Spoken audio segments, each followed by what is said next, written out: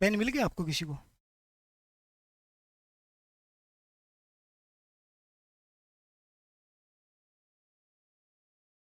नीचे तो नहीं गिरा दिया किसी ने?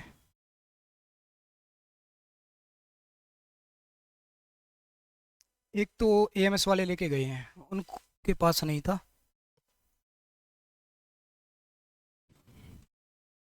आगे आ जाओ भाई आप आगे आ जाओ। दोनों आगे आ जाओ।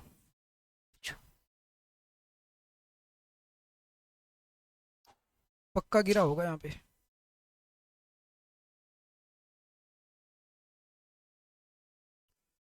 हेलो दोस्तों, नमस्कार, जय हिंद, जय Bharat, good evening to all of you. कैसे हो आप सभी? उम्मीद करता हूँ सब बढ़िया होंगे, स्वस्थ होंगे और अच्छे से पढ़ाई भी कर रहे होंगे। तो एक बार जल्दी से लाइव आएं और मुझे कमेंट करके बता दो क्या आवाज़ प्रॉपर आ रही है। नए बैच में नोटिफिकेशन पहुंचा कि नहीं पहुंचा? तो देखिएगा, आज से हम जो है इस बैच की शुरुआत करने जा रहे हैं। बैच की पहली क्लास है और इसमें किस तरीके से पढ़ाई करेंगे, पहले तो एक बार इसके बारे में डिस्कस करेंगे। टॉपिक हमारा रेशियो एंड प्रोपोर्शन रहेगा। क्यों रहेगा ये भी जानना बहुत ज़्यादा ज़रूरी है। पहला जो टॉपिक है वो रेशियो एंड प्रोपोर्शन ही क्यों, इसके बारे में भी मैं डिस्कस करूंगा। तो पहले आपको ये समझना पड़ेगा कि आपका सिलेबस है क्या और ये जो बैच है किन किन एग्जाम के लिए बेनिफिशियल है। तो मैं आपको क्लियर बता देता हूं, अगर आप रेलवे की तैयारी कर रहे हो, रेलवे में आप किसी भी एग्जाम की तैयारी कर रहे हो, आप एसएससी के किसी भी एग्जाम की तैयारी कर रहे हो, आप एचएसएससी की, बैंकिंग की या डी ट्रिपल एस बी की, आप किसी भी एग्जाम की तैयारी कर रहे हो जिसमें मैथमेटिक्स पूछा जाता है, तो ये आपके लिए बेनिफिशियल क्लास रहेगी, बेनिफिशियल बैच रहेगा। तो जिन बच्चों ने एडमिशन लिया है वो बच्चे श्योर रहें, टेंशन लेने की जरूरत नहीं है। और हम आपको बता देते हैं कि इसमें किस तरीके से सिलेबस आपका चलेगा। तो देखिएगा, सबसे पहले हम पढ़ेंगे बेटा रेशियो, प्रोपोर्शन, उसके बाद हम पढ़ेंगे बेटा मिक्सचर,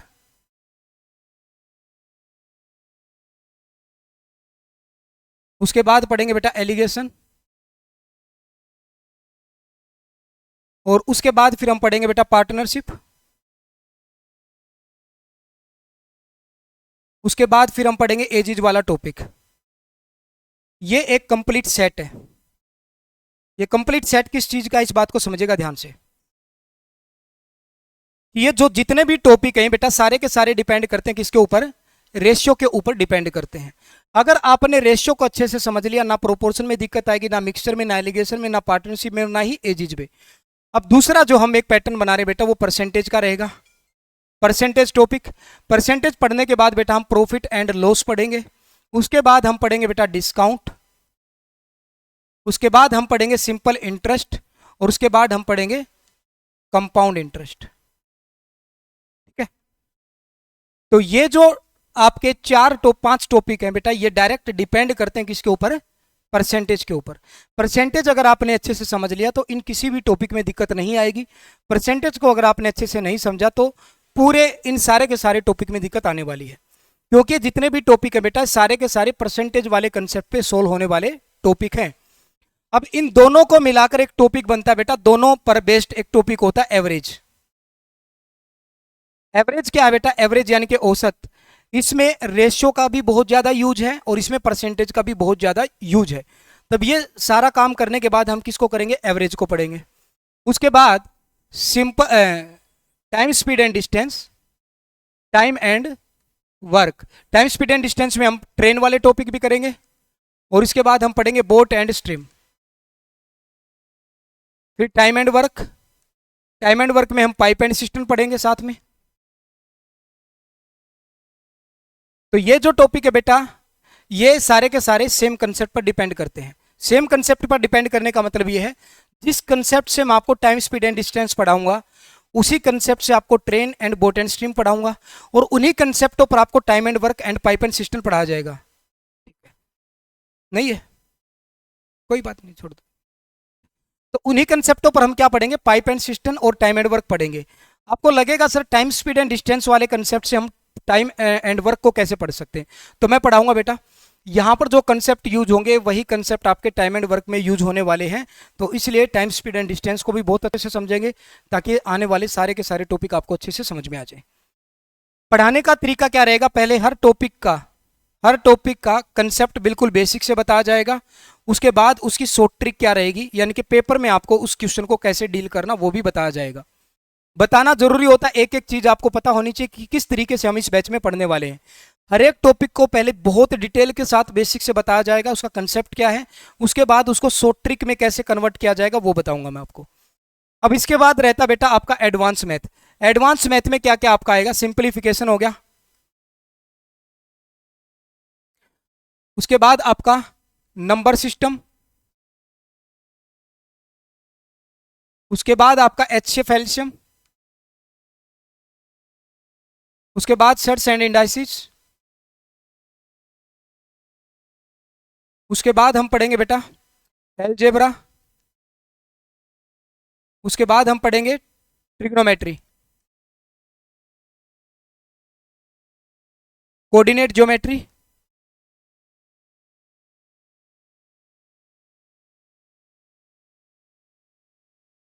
उसके बाद हम पढ़ेंगे क्वाड्रेटिक इक्वेशन,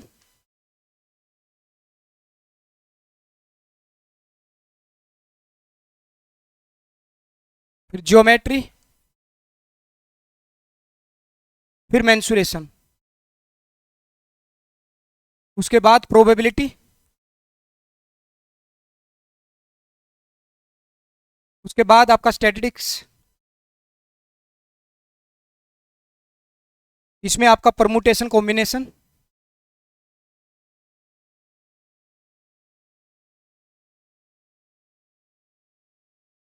डीआई।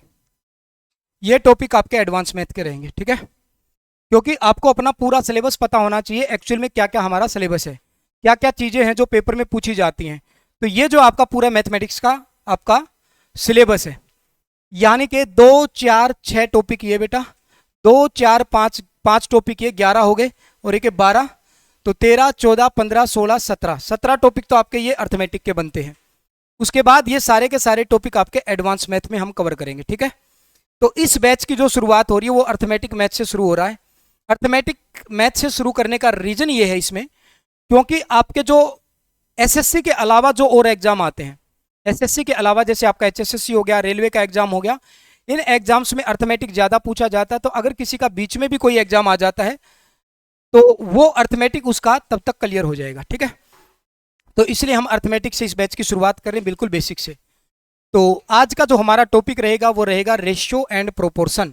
तो पहले रेशियो को अच्छे से डिटेल से समझेंगे, उसके बाद हम किस पर काम करेंगे बेटा, प्रोपोर्शन पर काम करेंगे। कोई भी चीज होगी बिल्कुल बारीकी से समझेंगे। और मैं डे 1 से ही आप लोगों को एक बात बता देता हूं, अगर आपका कोई भी डाउट है, मान लिया आप क्लास में बैठे और कोई चीज आपको समझ में नहीं आई, तो उसी टाइम पूछ लेना है, ठीक है ना। बिल्कुल भी शर्माना नहीं, क्योंकि शर्माओगे तो भाई साहब फिर आपको आज की शर्माहट, आज अगर आज आपने नहीं शर्माए तो बेटा क्या होगा, पेपर के टाइम भी शर्माना नहीं पड़ेगा, मतलब जिस दिन रिजल्ट आएगा। अगर आज आप शर्मा गए तो उससे ज्यादा शर्माना आपको कब पड़ेगा, जब रिजल्ट आएगा। क्योंकि आज आपने पूरे चैप्टर में मान लिया एक छोटा सा डाउट आपका था, देखो मैं आपको क्लियर बताता हूँ, एक पूरे टॉपिक में एक छोटा सा डाउट आपका था और आपने वो क्लियर नहीं किया, और ऐसा हो कि पेपर में सिर्फ वही से क्वेश्चन आ जाए। क्योंकि ऐसा ही होता है, एक टॉपिक से लगभग 1 या 2 क्वेश्चन बनेगा, आ जाओ भाई, एक टॉपिक से लगभग 1 या 2 क्वेश्चन बनते हैं। आपने पूरा टॉपिक पढ़ा, 8 9 दिन क्लास लगाई, आपने पूरा टॉपिक पढ़ा, और लेकिन क्वेश्चन कहाँ से आ गया, वही चीज से आ गया जो आपने डाउट नहीं पूछा था, तो वहां पर गड़बड़ हो गई, सब कुछ गड़बड़ हो जाएगा ना बेटा। तो इसलिए एक एक जो डाउट है वो आपको क्लियर करके चलना है डे 1 से ही, किसी भी तरीके से शर्माने की जरूरत नहीं है, और बहुत अच्छे से डिटेल से समझना है, ठीक है ना। एक बार समझ में नहीं आई तो 2 बार पूछेगा, नमस्कार सर, 2 बार समझ में नहीं आई तो 3 बार समझेगा, पूछना मेरे से, 5 बार भी पूछ सकते हो। 5 बार में समझ में नहीं आई तो 6ठी बार फिर खुद से पूछना है कि मैं हूं क्या, है ना। फिर 5 बार भी समझ में नहीं आया तो फिर खुद से पूछना है कि मैं हूं क्या यार। तो इसका मतलब आपका ध्यान नहीं है, क्योंकि जहां तक मेरा मानना को पहली बार में ही मेरी बातें समझ में आ जाएंगी, इतना क्लियर तरीके से मैं पढ़ाने वाला हूं। तो देखेगा, क्योंकि आपका पहला दिन है बेटा और रेशियो हम स्टार्ट कर रहे हैं, तो मेरा फर्ज बनता है कि रेशियो का एक बेसिक सा कंसेप्ट जो आप लोगों से जान लिया जाए। अब जो बच्चे मेरी क्लास पहले से अटेंड करते हैं वो कोई बच्चा बोलेगा नहीं, और मैं जिस भी बच्चे से पूछूंगा वही बताएगा, क्योंकि रेशियो एक ऐसा टॉपिक है, 10th क्लास तक तो आप सबने मैथ पढ़ा होगा, पढ़ा सबने, तो थोड़ा बहुत रेशियो जरूर पढ़ा होगा 10वीं क्लास तक। तो मैं आपसे सिर्फ एक क्वेश्चन पूछता हूँ, कोई भी बच्चा बोलेगा नहीं जो मेरी मुझसे पहले पढ़ता है। मैं ये क्वेश्चन पूछता हूँ क्योंकि मेरे को बड़ा इंटरेस्टिंग क्वेश्चन लगता है। 5 टेबल हैं और 6 चेयर हैं, तो मैं आपसे पूछूं बेटा चेयर और टेबल का रेशियो क्या होगा, तो मुझे बताइएगा क्या होना चाहिए। आप बताइए भाई, 5 टेबल हैं 6 चेयर, घबराना नहीं बिल्कुल भी, बिल्कुल नॉर्मल सा तो क्वेश्चन पूछा मैंने, बिल्कुल सिंपल क्वेश्चन पूछा है। 5 टेबल 6 चेयर, तो चेयर और टेबल का रेशियो क्या होगा? आप बताइए भाई। 6:5। इस भाई ने बता दिया 6:5। कोई 5:6 बताना चाहेगा? कोई है जो 5:6 बताएगा? अच्छा, धीरज आप बताओ भाई, क्या रेशियो होना चाहिए? 6:5 होना चाहिए, ठीक है। आपका आंसर क्या भाई? 6:5। सभी का आंसर क्या है? 6:5 है। अरे जिनका है, अब आप लोग बताओ जो बच्चे मुझसे पढ़ते हैं। कैन नॉट डिटरमाइन, इनका रेशियो निकाला ही नहीं जा सकता बेटा। और यहीं से मैं शुरुआत करता हूं, बिल्कुल एक छोटे से पॉइंट से, क्योंकि होता है क्या, आपने कहीं से भी रेशियो पढ़ा और इस चीज के बारे में बताया नहीं जाता है। और ये जो क्वेश्चन है बेटा, मैं आपको बता देता हूं, ये एक बार तो आर्मी क्लर्क के पेपर में आया है और एक बार सीडीएस के पेपर में इतना हल्का क्वेश्चन पूछा गया है। और सीडीएस के पेपर में भी 99% बच्चे जो है ना इसका आंसर गलत करके आए हैं, क्योंकि पहला ऑप्शन दे रखा था 6:5 और दूसरा दे रखा था 5:6 और तीसरा इनका ऑप्शन दे रखा था 11:6 और चौथा ऑप्शन दे रखा था कैन नॉट डिटर माइंड, ज्ञात नहीं कर सकते। तो और इसका आंसर क्या था बेटा? ज्ञात नहीं कर सकते, यानी कि ज्ञात नहीं किया जा सकता। क्यों नहीं किया जा सकता, अब इसके पीछे का लॉजिक समझना आपको। रेशियो की डेफिनेशन क्या होती है, इस बात को समझिएगा। रेशियो की डेफिनेशन ये है कि रेशियो हमेशा समान टाइप की चीजों का निकाला जाता है, पहली बात। समान टाइप की चीजों का शॉर्टेस्ट फॉर्म इन वैल्यू, वो क्या कहलाता है? रेशियो कहलाता है। वैल्यू में उनकी शॉर्टेस्ट फॉर्म, जैसे आप 10 और 15 का रेशियो निकाल रहे हो, तो इनकी शॉर्टेस्ट फॉर्म क्या होगी? 5 से डिवाइड करोगे तो 2:3 होगा। ये इनका क्या होगा बेटा? रेशियो होगा, वैल्यू में आनी चाहिए।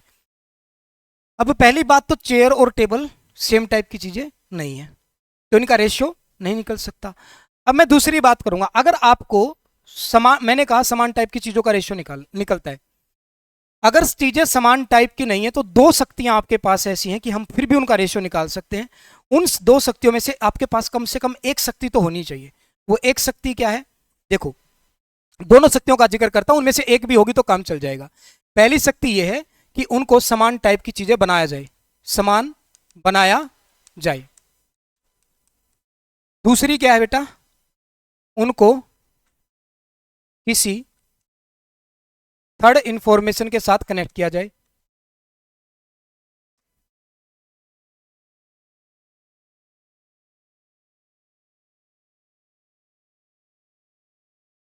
समझे बात को? या तो क्या हो, उनको समान टाइप की चीजें बनाया जाए, या फिर क्या करना पड़ेगा? उनको किसी थर्ड इंफॉर्मेशन के साथ क्या करना पड़ेगा? कनेक्ट करना पड़ेगा। अब मैं दोनों के एग्जांपल बताता हूं, समझो। मैंने कहा ए और बी दो व्यक्ति हैं और इसके पास 5 रुपए हैं बेटा और इसके पास 50 पैसे हैं।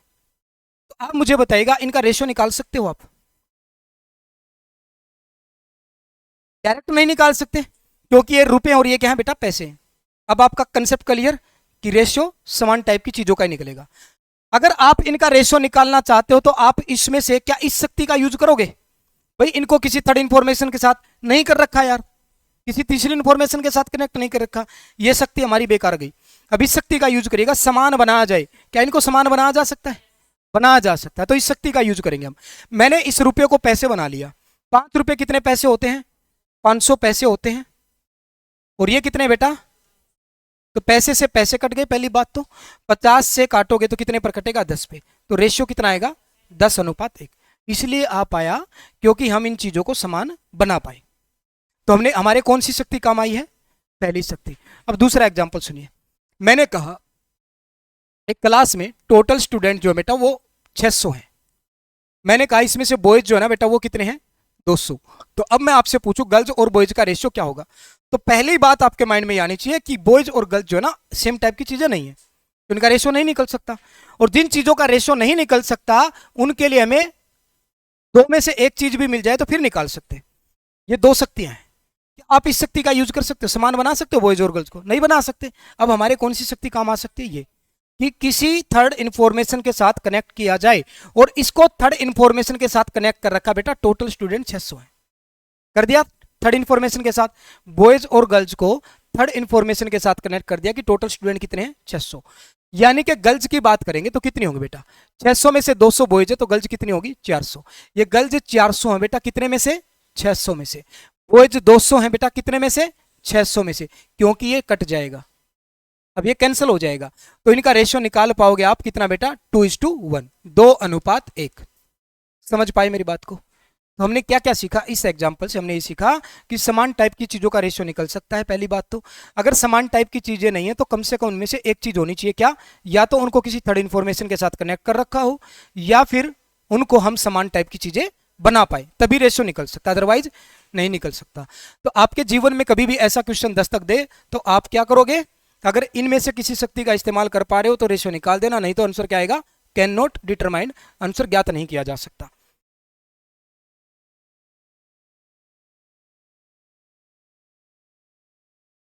पांच टेबल है, 6 चेयर है, 5 टेबल 6 चेयर, रेशियो निकाल दोगे? दोस्त रेशियो, रेशियो की डेफिनेशन वैल्यू में शॉर्टेस्ट फॉर्म। आप चेयर और टेबल को काट ही नहीं पाओगे, तो वैल्यू में शॉर्टेस्ट फॉर्म आएगी नहीं। समझ पा रहे हो बात को? बॉयज गर्ल्स की एक इंफॉर्मेशन दे दी, टोटल स्टूडेंट कितने हैं? कितने हैं? वो जब तक क्वेश्चन में आपको थर्ड इंफॉर्मेशन ना दे, इंडिविजुअली देगा, तो आप रेशियो नहीं निकाल पाओगे। आंसर क्या करोगे? Can not determined. अब ध्यान से देखो इसको। अब एक कंसेप्ट और आपको समझाना है। अब मैंने एक क्वेश्चन दिया आपको, बड़े ध्यान से देखना। 5x = 6y, ठीक है?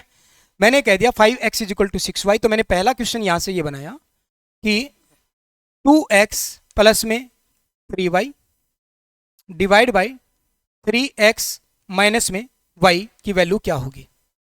दूसरा क्वेश्चन बेटा मैंने यहां से ये बना दिया, 2x² प्लस में 3y divide by 3x minus में y की वैल्यू क्या होगी। अब जिससे पूछू वही बताएगा। अच्छा, पहले क्वेश्चन का आंसर बताओ, दूसरे के बारे में बात ही नहीं कर रहे। पहले इसको सोल्व कर लो, ये बेसिक है, उसके बाद इसको सोल्व कर लेंगे।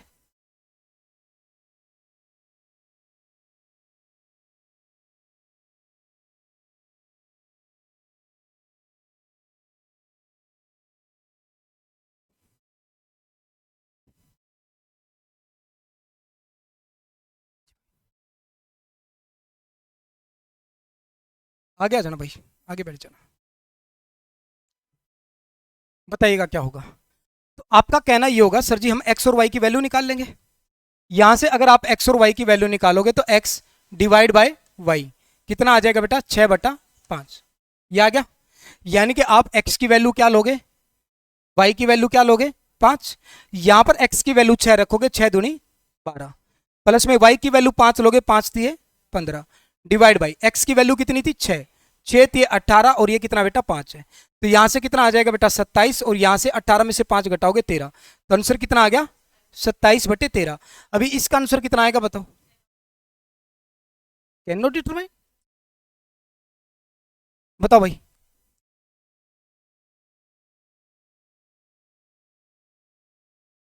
इसका आंसर बता दो आप मेरे को, क्या आएगा? एक मिस्टेक आप यहां पर करते हो, ठीक है? क्यों करते हो आप? यहां पर भी क्या करोगे? x की वैल्यू 6 रखोगे, y की वैल्यू 5 रखोगे, 6 × 36 दूनी 72, y की वैल्यू 5 थी, 5 थी 15, 6 थी 18 माइनस में 5, तो इसका कितना निकालोगे आप? 87/13। और पहला ही ऑप्शन आपको एग्जामिनर देगा 87/13। समझ पा रहे हो? ये गलत है बेटा। अब ये गलत क्यों है, इस बात को समझिएगा। इसके पीछे का लॉजिक क्या है? देखो, आपने यहां पर x और y का रेशियो निकाला कितना? 6:5। ये रेशियो है, एग्जैक्ट वैल्यू है नहीं, पर हमने इनको यूज कर दिया किस तरीके से? एग्जैक्ट वैल्यू की तरह। सर जी हमने यहां पर भी किया था, यहां पर आंसर आ गया, यहां पर आप क्यों मना कर रहे हो? यहां पर इसलिए यूज कर पाए क्योंकि x और y की जितनी ऊपर पावर है उतनी ही नीचे है। यहां पर x की ऊपर पावर 2 है और नीचे कितनी बेटा? 1 है। इसका क्या रोल है सर जी? इसका भी तो रोल होना चाहिए ना। तो इसका रोल क्या है, अब मैं इसके लिए आपको थोड़ा सा बेसिक की तरफ लेकर चलता हूं, बड़े गौर से सुनते रहना, कंसेप्ट क्लियर होगा एक एक। मैंने 10 और 15 दो वैल्यू ली, जब मैं इनका रेशियो निकाल रहा हूं बेटा तो मैं इसको किससे डिवाइड करूंगा? 5 से। तो 5 से डिवाइड करूंगा, ये 2 बन जाएगा और ये कितना बन जाएगा? 3। यानी कि रेशियो बनाने के लिए हम किसी पर्टिकुलर नंबर से क्या कर रहे हैं? डिवाइड कर रहे हैं। और पर्टिकुलर नंबर क्या होगा? जो इनके बीच में कॉमन होगा, कॉमन फैक्टर होगा जो इनका। अब मैं इसका रिवर्स में चलता हूं, मेरे से कोई कहे 2-3 है अनुपात और इसको 10-15 बनाऊंगा, तो मैं उसी कॉमन फैक्टर से अब क्या कर दूंगा, मल्टीप्लाई करूंगा, तभी तो वापिस से नंबर आएंगे। तो मैं वापिस से इसकी किससे गुणा करूंगा, अब 5 से गुणा करूंगा। यही तो होता है। आपने ये देखा होगा जब हमें रेशियो दिया जाता, मान लिया 2-3 दे दिया, तो टीचर लोग आपको ये कहते बेटा इसको 2x मान लो और इसको कितना मान लो 3x, ऐसा कहा जाता ना। क्यों कहा जाता है, इसका रीजन ये है कि ये जो पर्टिकुलर रेशियो आए हैं ये किसी संख्या में से एक कॉमन फैक्टर निकालने के बाद ही आए हैं। आए ना भाई, कोई नंबर थे उनमें से कॉमन फैक्टर हमने निकाल दिया तब रेशियो आए। अगर मुझे वापस से रेशियो से नंबर पर जाना है तो उस पर्टिकुलर कॉमन फैक्टर की वापस से क्या करनी पड़ेगी, गुणा, और गुणा करेंगे मल्टीप्लाई करेंगे तो कॉमन मल्टीपल हो जाता है। उस कॉमन मल्टीपल की मुझे क्या करनी पड़ेगी, इसमें मल्टीप्लाई करनी पड़ेगी तभी आएगा। अब चूंकि हमें यहां पर पता नहीं होता कि वो कॉमन मल्टीपल है क्या, तो इसलिए हम उसको क्या मान लेते हैं, x मान लेते हैं। तो ये 2-3 तो रेशियो है, एग्जैक्ट नंबर बनाने के लिए मुझे उस कॉमन मल्टीपल की क्या करनी पड़ेगी, यहां पर मल्टीप्लाई। तो कॉमन मल्टीपल हम क्या मान लेते बेटा, x मान लेते। इतनी सी बात भी समझ में आ गई। इसका मतलब ये हुआ, पिछले क्वेश्चन में जब हमने किया, ये जो 6 और 5 तो क्या थे, रेशियो थे। अगर मुझे एग्जैक्ट नंबर बनाने तो कॉमन मल्टीपल क्या करना पड़ेगा, इनके साथ मल्टीप्लाई करना पड़ेगा। मैंने मान लिया कि ये 6x और ये कितना है 5x। यहां पर दिक्कत इसलिए नहीं हुई क्योंकि जब मैंने यहां पर इनकी वैल्यू रखी, x की वैल्यू कितनी बनेगी 6x, तो 6x की मल्टीप्लाई करूंगा तो 12x, y की वैल्यू क्या थी 5y, तो ये कितना हो जाएगा बेटा 15, 5x थी ना 15x हो जाएगा, डिवाइड बाई यहां पर x की वैल्यू क्या आई थी 6x, तो ये कितना बन जाएगा 18x, और यहां पर y कितना बेटा 5x है। यहां पर आप देखोगे 27x और यहां पर कितना बन गया 13x। अब ये x से x कैंसिल हो गया, मतलब इस क्वेश्चन में हमें x की जरूरत ही नहीं पड़ी, उस कॉमन मल्टीपल की जरूरत ही नहीं पड़ी। और अच्छा हुआ जरूरत नहीं पड़ी क्योंकि उसका हमें पता ही नहीं था कॉमन मल्टीपल है क्या, नहीं पता था ना। यहां पर हो सकता है ये 6 और 5 भाई 60 और 50 हो सकता है 600 और 500 हो, कुछ भी तो हो सकते हैं, रेशियो पता है हमें। तो हमने क्या किया, कोई भी कॉमन मल्टीपल रहा होगा उसकी मल्टीप्लाई करूंगा तो एग्जैक्ट नंबर देंगे। अब उस कॉमन मल्टीपल का हमें पता नहीं है तो जिस चीज का पता नहीं हो उसका आंसर निकाला जा सकता है नहीं, इसलिए वो हट जाए तो पता चल जाएगा आंसर। यहां पर वो हट गया, यहां पर वो कैंसिल हो गया x, तो इसलिए इसका आंसर पॉसिबल था निकालना, लेकिन यहां पर वो x हट नहीं रहा बेटा, दिक्कत ये है। क्यों नहीं हट रहा, क्योंकि यहां पर जब हम x की वैल्यू 6x रखेंगे तो 6x का स्क्वायर करोगे 36x स्क्वायर, और 36 दूनी 72x स्क्वायर आ गया।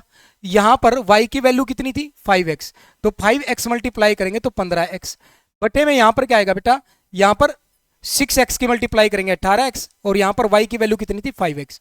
अब ये देखेगा यहां पर 72x प्लस में 15x, क्या इनको जोड़ पाएंगे हम, जोड़ पाएंगे नहीं, और यहां पर नीचे क्या बचेगा 13x।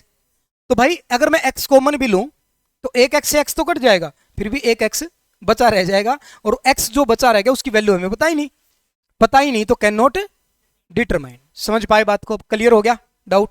तो एक एक चीज को बड़े बारीकी से सीखना है। अब सीधा कैसे याद रखना है इसको देखो, ये तो इतना डिटेल से बताया ताकि समझ पाओ आप लोग। आपको पेपर में याद रखना है बेटा कि अगर हमें किसी एग्जैक्ट वैल्यू नहीं पता, रेशियो पता है, ऊपर और नीचे पावर सेम है तो हम उसका आंसर निकाल सकते हैं, ऊपर नीचे पावर सेम नहीं है तो उसका आंसर नहीं निकाला जा सकता। उसका आंसर क्या आएगा, कैन नॉट डिटरमाइन, हम पता ही नहीं कर पाएंगे कि इसका आंसर क्या है। तो ये दो कंसेप्ट आपके क्लियर हो गए बेटा, एक तो ये जो मैंने आपको बताया था, दूसरा कंसेप्ट ये था। अब हम बढ़ते हैं बेटा आगे। अब देखिएगा आगे बढ़ेंगे तो क्या, यहां पर एक और बेसिक कंसेप्ट आपको समझना है। जैसे मैंने अभी एग्जांपल लिया कि 10 और 15 दो वैल्यू हैं, मैंने इनका रेशियो निकाला तो क्या बन गया 2, और ये कितना बन गया 3। अभी तो हमें पता है कि ये नंबर जो एक्चुअल में क्या थे 10 और 15 थे, तो मैं 5 मल्टीप्लाई करा दूंगा, नंबर निकाल दूंगा। अगर आपको मैं डायरेक्ट कहूं कि बेटा ये 2:5 है, इन्हीं दो संख्याओं का रेशियो क्या है 2:5, और मैं डायरेक्ट आपसे कहूं वो संख्याएं क्या होंगी, तो आप बता पाओगे, नहीं बता सकते भाई। हो सकता है 2 5 ही हो सकता है 20 हो, ये 50 हो सकता है 200 और ये 500 हो, पर एक बात कन्फर्म है, वो संख्या कुछ भी रहे, और वो संख्या निकालने के लिए जो कॉमन मल्टीपल होगा वो दोनों में सेम होगा, ये बात तो कन्फर्म है। इसीलिए हम क्या करते हैं, इनको x से मल्टीप्लाई करते हैं। अब मैं अगर आपको कह दूं ये दोनों संख्याओं का अलग अलग का तो पता नहीं, पर इनका जो सम है, इन दोनों संख्याओं का जो सम है बेटा, मैंने कह दिया वो 140 है। वो कितना है 140, तो आप क्या करोगे आप बेसिक से जाओगे तो ये टोटल बन गया इनका 7x, और इसकी वैल्यू कितनी दे रखी है 140, 7 से डिवाइड करोगे तो x की वैल्यू आपने निकाली कितनी है 20। अब x की वैल्यू यहां पर रखोगे तो 20 दूनी 40 और 20 पंजे 100। अब आप निकाल पाओगे भाई आंसर, निकाल पाओगे ना। x की वैल्यू जो आई वो हमने हर जगह मल्टीप्लाई की, क्योंकि जो कॉमन मल्टीपल है वो कॉमन है, सबके लिए कॉमन है। समझ पा रहे बात को? इसीलिए हम विदाउट x माने भी इन क्वेश्चनों को सोल्व कर सकते हैं। अगर मुझे 2 5 दिया गया है तो मैं टोटल कितना आएगा मेरे हिसाब से 7, उसने कितना बताया 100, तो कितने गुना है, यानी कि कॉमन मल्टीपल क्या है बेटा 20 है। इसमें गुणा करोगे तो इसकी वैल्यू आ जाएगी, इसमें गुणा करोगे तो इसकी वैल्यू आ जाएगी। अगर आपसे डिफरेंस भी पूछा होता तो डायरेक्ट इनका डिफरेंस देखते कितना है 3, इसके साथ गुणा कर देते तो डिफरेंस भी हमारा आ जाता। समझ पा रहे हो? ये विदाउट एक्स मान के क्वेश्चन सोल्व करने का कंसेप्ट था ये, क्योंकि बेटा वो कॉमन मल्टीपल होता है, सबके साथ ही मल्टीप्लाई होता है। तो एक बार मुझे कॉमन मल्टीपल पता चल गया, जिसके साथ भी गुणा करूंगा उसकी एग्जैक्ट वैल्यू आ जाएगी। क्योंकि मुझे यहां पर पता चला 7 के एग्जैक्ट वैल्यू 140 है, और किस कॉमन मल्टीपल के साथ आ रही है वो 20 के साथ, तो 20 इसके साथ करूंगा तो इसकी एग्जैक्ट वैल्यू, इसके साथ करूंगा इसकी एग्जैक्ट वैल्यू, इनके डिफरेंस के साथ करूंगा तो डिफरेंस की एग्जैक्ट वैल्यू। तो ये भी कंसेप्ट आपको समझ में आ गया। तो अब देखिएगा, अब क्वेश्चनों की तरफ बढ़ते हैं, बिल्कुल बेसिक क्वेश्चन के साथ आगे बढ़ेंगे। देखो क्या कहता है, A sum of money is to be divided among Paras, Ramesh and Arav in the ratio 5:8:15. The difference between the share of Ramesh and Arav is rupees 6,000. Then find the total amount. ये कह रहा है कि धनराशि को पारस, रमेश और आरव के बीच में 5, 8, 15 के अनुपात में विभाजित किया जाना है। रमेश और आरव के हिस्से के बीच का अंतर जो है वो 6,000 रुपए है। तो आप मुझे बताइएगा कुल धनराशि कितनी है, बताओ। 24,000 किसका आया? तेरा आया होगा।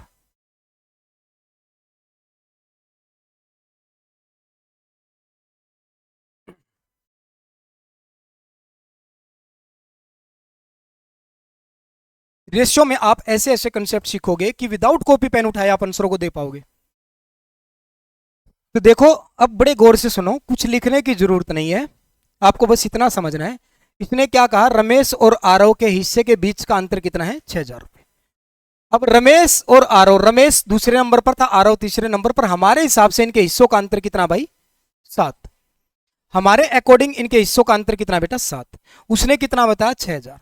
तो 7 यूनिट की वैल्यू कितनी दे रखी है 6,000 दे रखी है भाई। आपसे पूछा क्या है, कुल धनराशि। कुल धनराशि तो 5 इसके पास थे, 8 इसके पास, 15 इसके पास, तो 5 और 8 13, 13 और 15 कितना बनेगा बेटा 28। यानी कि 28 यूनिट की वैल्यू हमसे पूछी है, जिसकी वैल्यू पूछेगा वो मल्टीप्लाई में। तो 7 से डिवाइड करोगे, 7 चौके 28, और 6,000 की 4 के साथ गुणा करोगे तो 24,000 आपका आंसर आ जाएगा। समझ पाए बात को? इस तरीके से आपको, अब जैसे ही आपके सामने स्क्रीन पर क्वेश्चन होगा, आपको बस ये देखना है, रमेश और आरव यानी कि 8 और 15 का डिफरेंस 7, 7 की वैल्यू 6,000 है, टोटल पूछा है 5 और 7, 5 और 8 13, 13 और 15 28, 28 की वैल्यू बतानी, 7 चौके 28, 4 छिके 24, 24,000 आपका आंसर। इतना टाइम आपको लगाना है, क्योंकि बेटा सिर्फ सिलेबस कवर करना नहीं है, आपको ये भी टेक्निक सीखनी पेपर में कैसे क्वेश्चन को कम टाइम में करना है। अब इस क्वेश्चन को देखिएगा, बिल्कुल बेसिक क्वेश्चन चलेंगे कुछ देर, ताकि आपका एक बार बेस क्लियर हो जाए। एक व्यक्ति की मासिक आय और व्यय का अनुपात 7:3 है। Ratio of monthly income and expenditure of a person is 7:3। If his expenditure is someone so find his monthly income. कितना आएगा? कोशिश करो विदाउट कॉपी पेन आंसर करने की। आप देखोगे बेटा इनकम और एक्सपेंडिचर का रेशियो कितना 7:3 है। तो आप देखोगे बेटा इनकम हमारे पास हिसाब से 7 यूनिट है और एक्सपेंडिचर 3 यूनिट। उसका व्यय उसने बताया 5400, यानी कि एक्सपेंडिचर कितना बेटा 5400 है, यानी कि 3 यूनिट की वैल्यू दे दी 5400। आपसे पूछा उसका आय यानी कि इनकम 7 की वैल्यू पूछे। 18 तिया 54 होता है बेटा 1800, 18 सत्ता 126 होता है, और 2 जीरो पीछे आएंगे तो 12,600 आपका करेक्ट आंसर है। 12,600 आपका क्या है बेटा करेक्ट आंसर है। एक तो तरीका हुआ ये। अब दूसरी बात मेरी सुनो ध्यान से, ये कोई भी आपको पढ़ा देगा। आपने देखा कि भाई उसका जो खर्चा है वो कितना है 5400 रुपये। ये आपके माइंड में चलेगा कि बेटा एक्सपेंडिचर जो हमारे हिसाब से 3 है उसने कितना बताया 5400। फिर हमें 7 यूनिट की वैल्यू बतानी है। इसकी वैल्यू बतानी है 7 यूनिट की वैल्यू बतानी है। पहली बात तो आंसर 7 का मल्टीपल होना चाहिए। दूसरी बात आंसर 9 का मल्टीपल होना चाहिए। किसका होना चाहिए 9 का। अब 9 का मल्टीपल वही नंबर होता है बेटा जिसके अंकों का योग 9 से भाग हो जाए। किसी भी संख्या के अगर अंकों का योग यानी कि सम ऑफ डिजिट्स अगर 9 से डिवाइड होता है तो वो संख्या भी 9 से डिवाइड होगी। मुझे बताओ इसके अंकों का योग 8 और 2 6 और 2 8 और 1 9, 9 से डिवाइड हो रहा है तो हो सकता है आंसर। 4 और 1 5, 9 से डिवाइड नहीं होगा। 3 और 3 6 और 1 7, 9 से डिवाइड नहीं होगा। 5 और 1 6 और 1 7, 9 से डिवाइड। समझ पा रहे बात को? ये भी आप चीज कर सकते थे।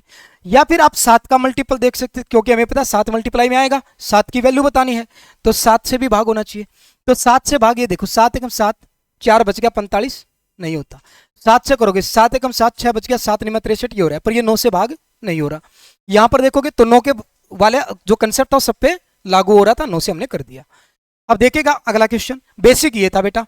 हमने देखा 3 की वैल्यू 5400, तो 7 की वैल्यू पूछेगा कितनी आएगी, 12600। सारी चीजें सीखते चलेंगे कैसे हमारा दिमाग चलना चाहिए पेपर में। दो संख्याओं का अनुपात 3 8 है, उनका डिफरेंस 115 है, तो उनमें से छोटी संख्या तो बेटा ये होगी, यानी कि जो भी आंसर आएगा 3 का मल्टीपल होगा।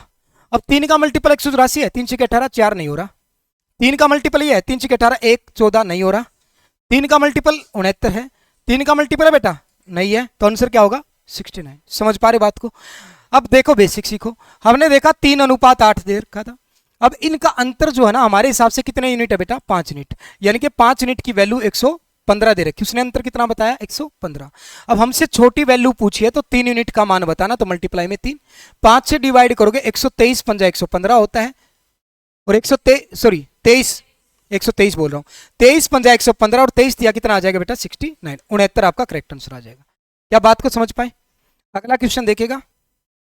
अब इस क्वेश्चन को देखो बेटा, चार संख्याएं, 4 numbers are in the ratio 1:2:3:4, their sum is 16, the sum of the first and fourth number is equal to. देखो बेसिक पेपर में क्या करना है, आपने देखा इसने कहा उनका सम कितना है बेटा 16, सबका टोटल कितना है 16, आपके अकॉर्डिंग कितना है 4 और 3 7 और 2 और 1 10, तो आपके अकॉर्डिंग तो 10 है, उसने कितना बताया 16, यानी कि 10 यूनिट की वैल्यू कितनी है 16।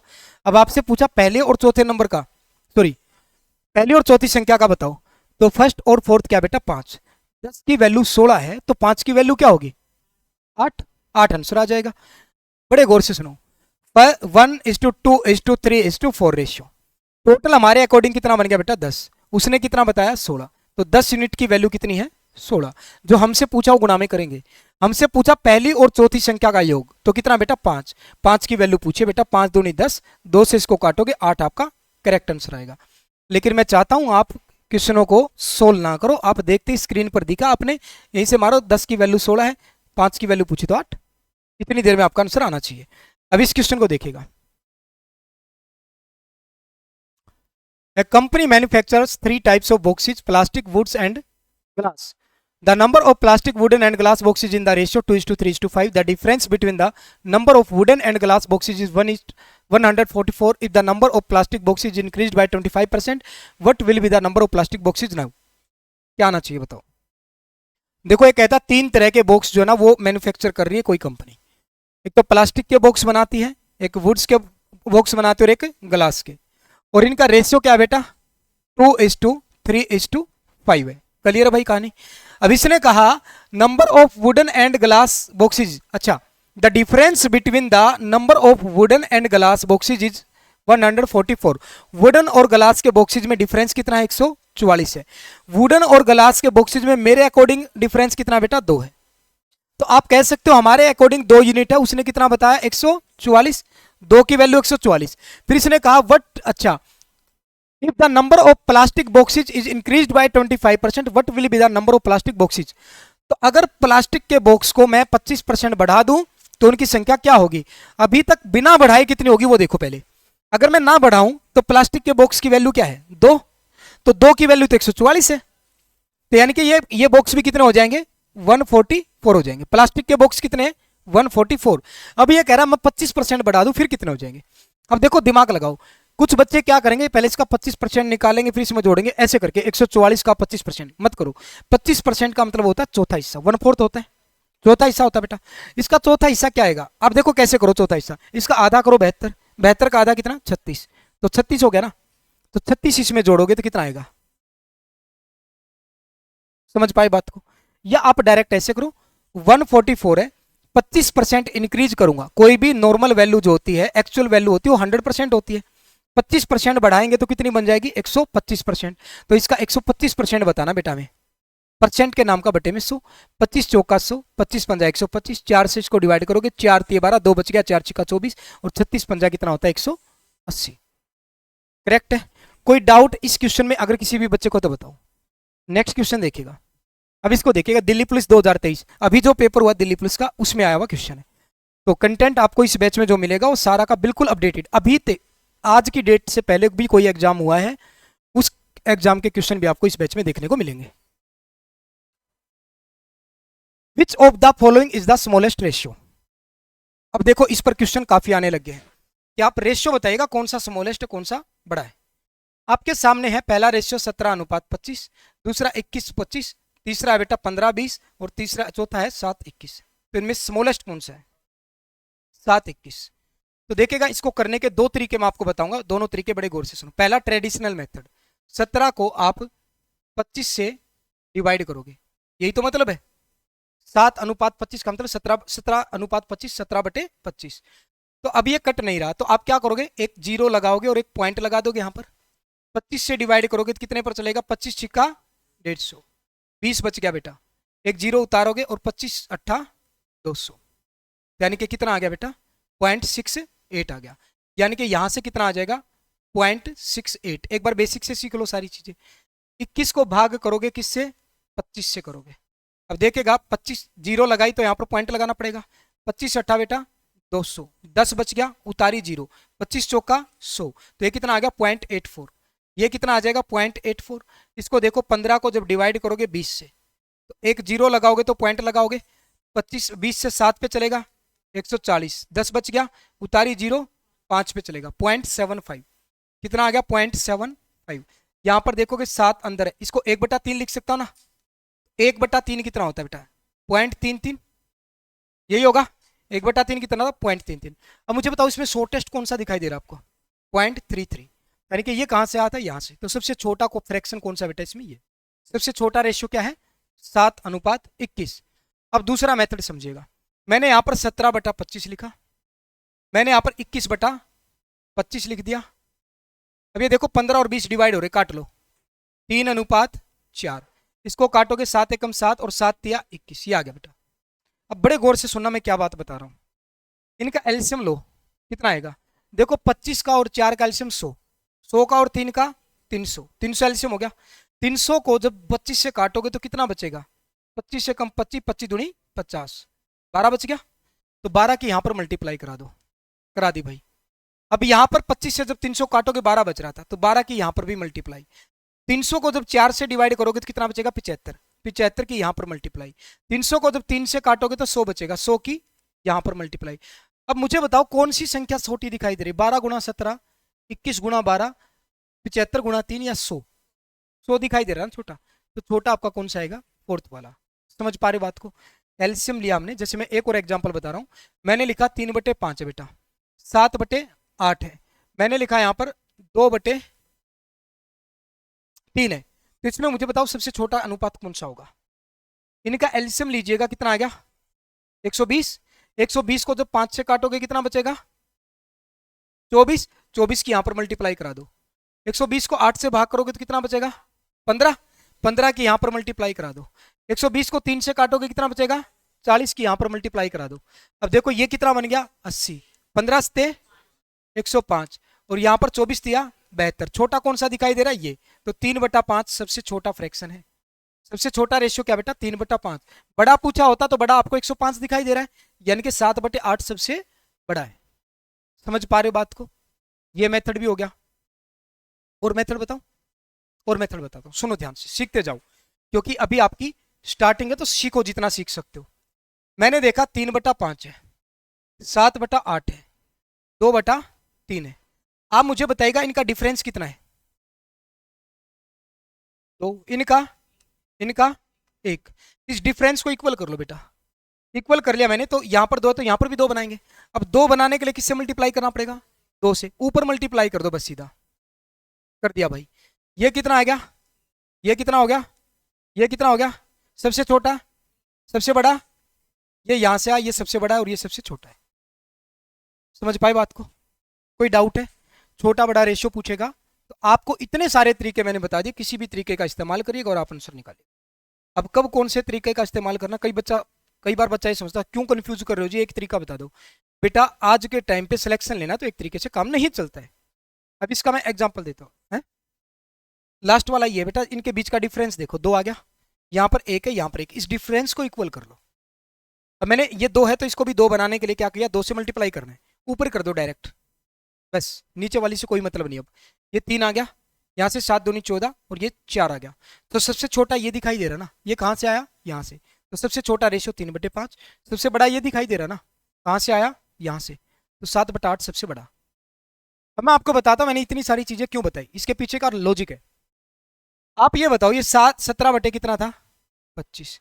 ये 21 बटे क्या था, यहाँ पर क्या था, 15/20 था, तो मैं इसको 3/4 लिख सकता हूँ।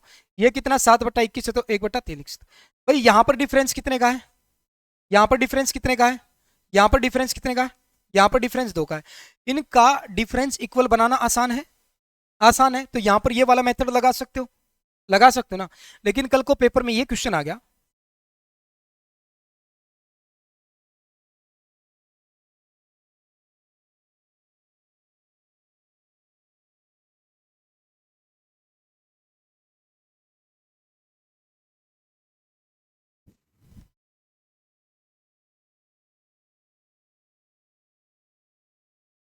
अब इनका डिफरेंस लेके उसको इक्वल करना टेढ़ा काम हो जाएगा बेटा। अब इसको किस मेथड से करोगे मुझे बताओ,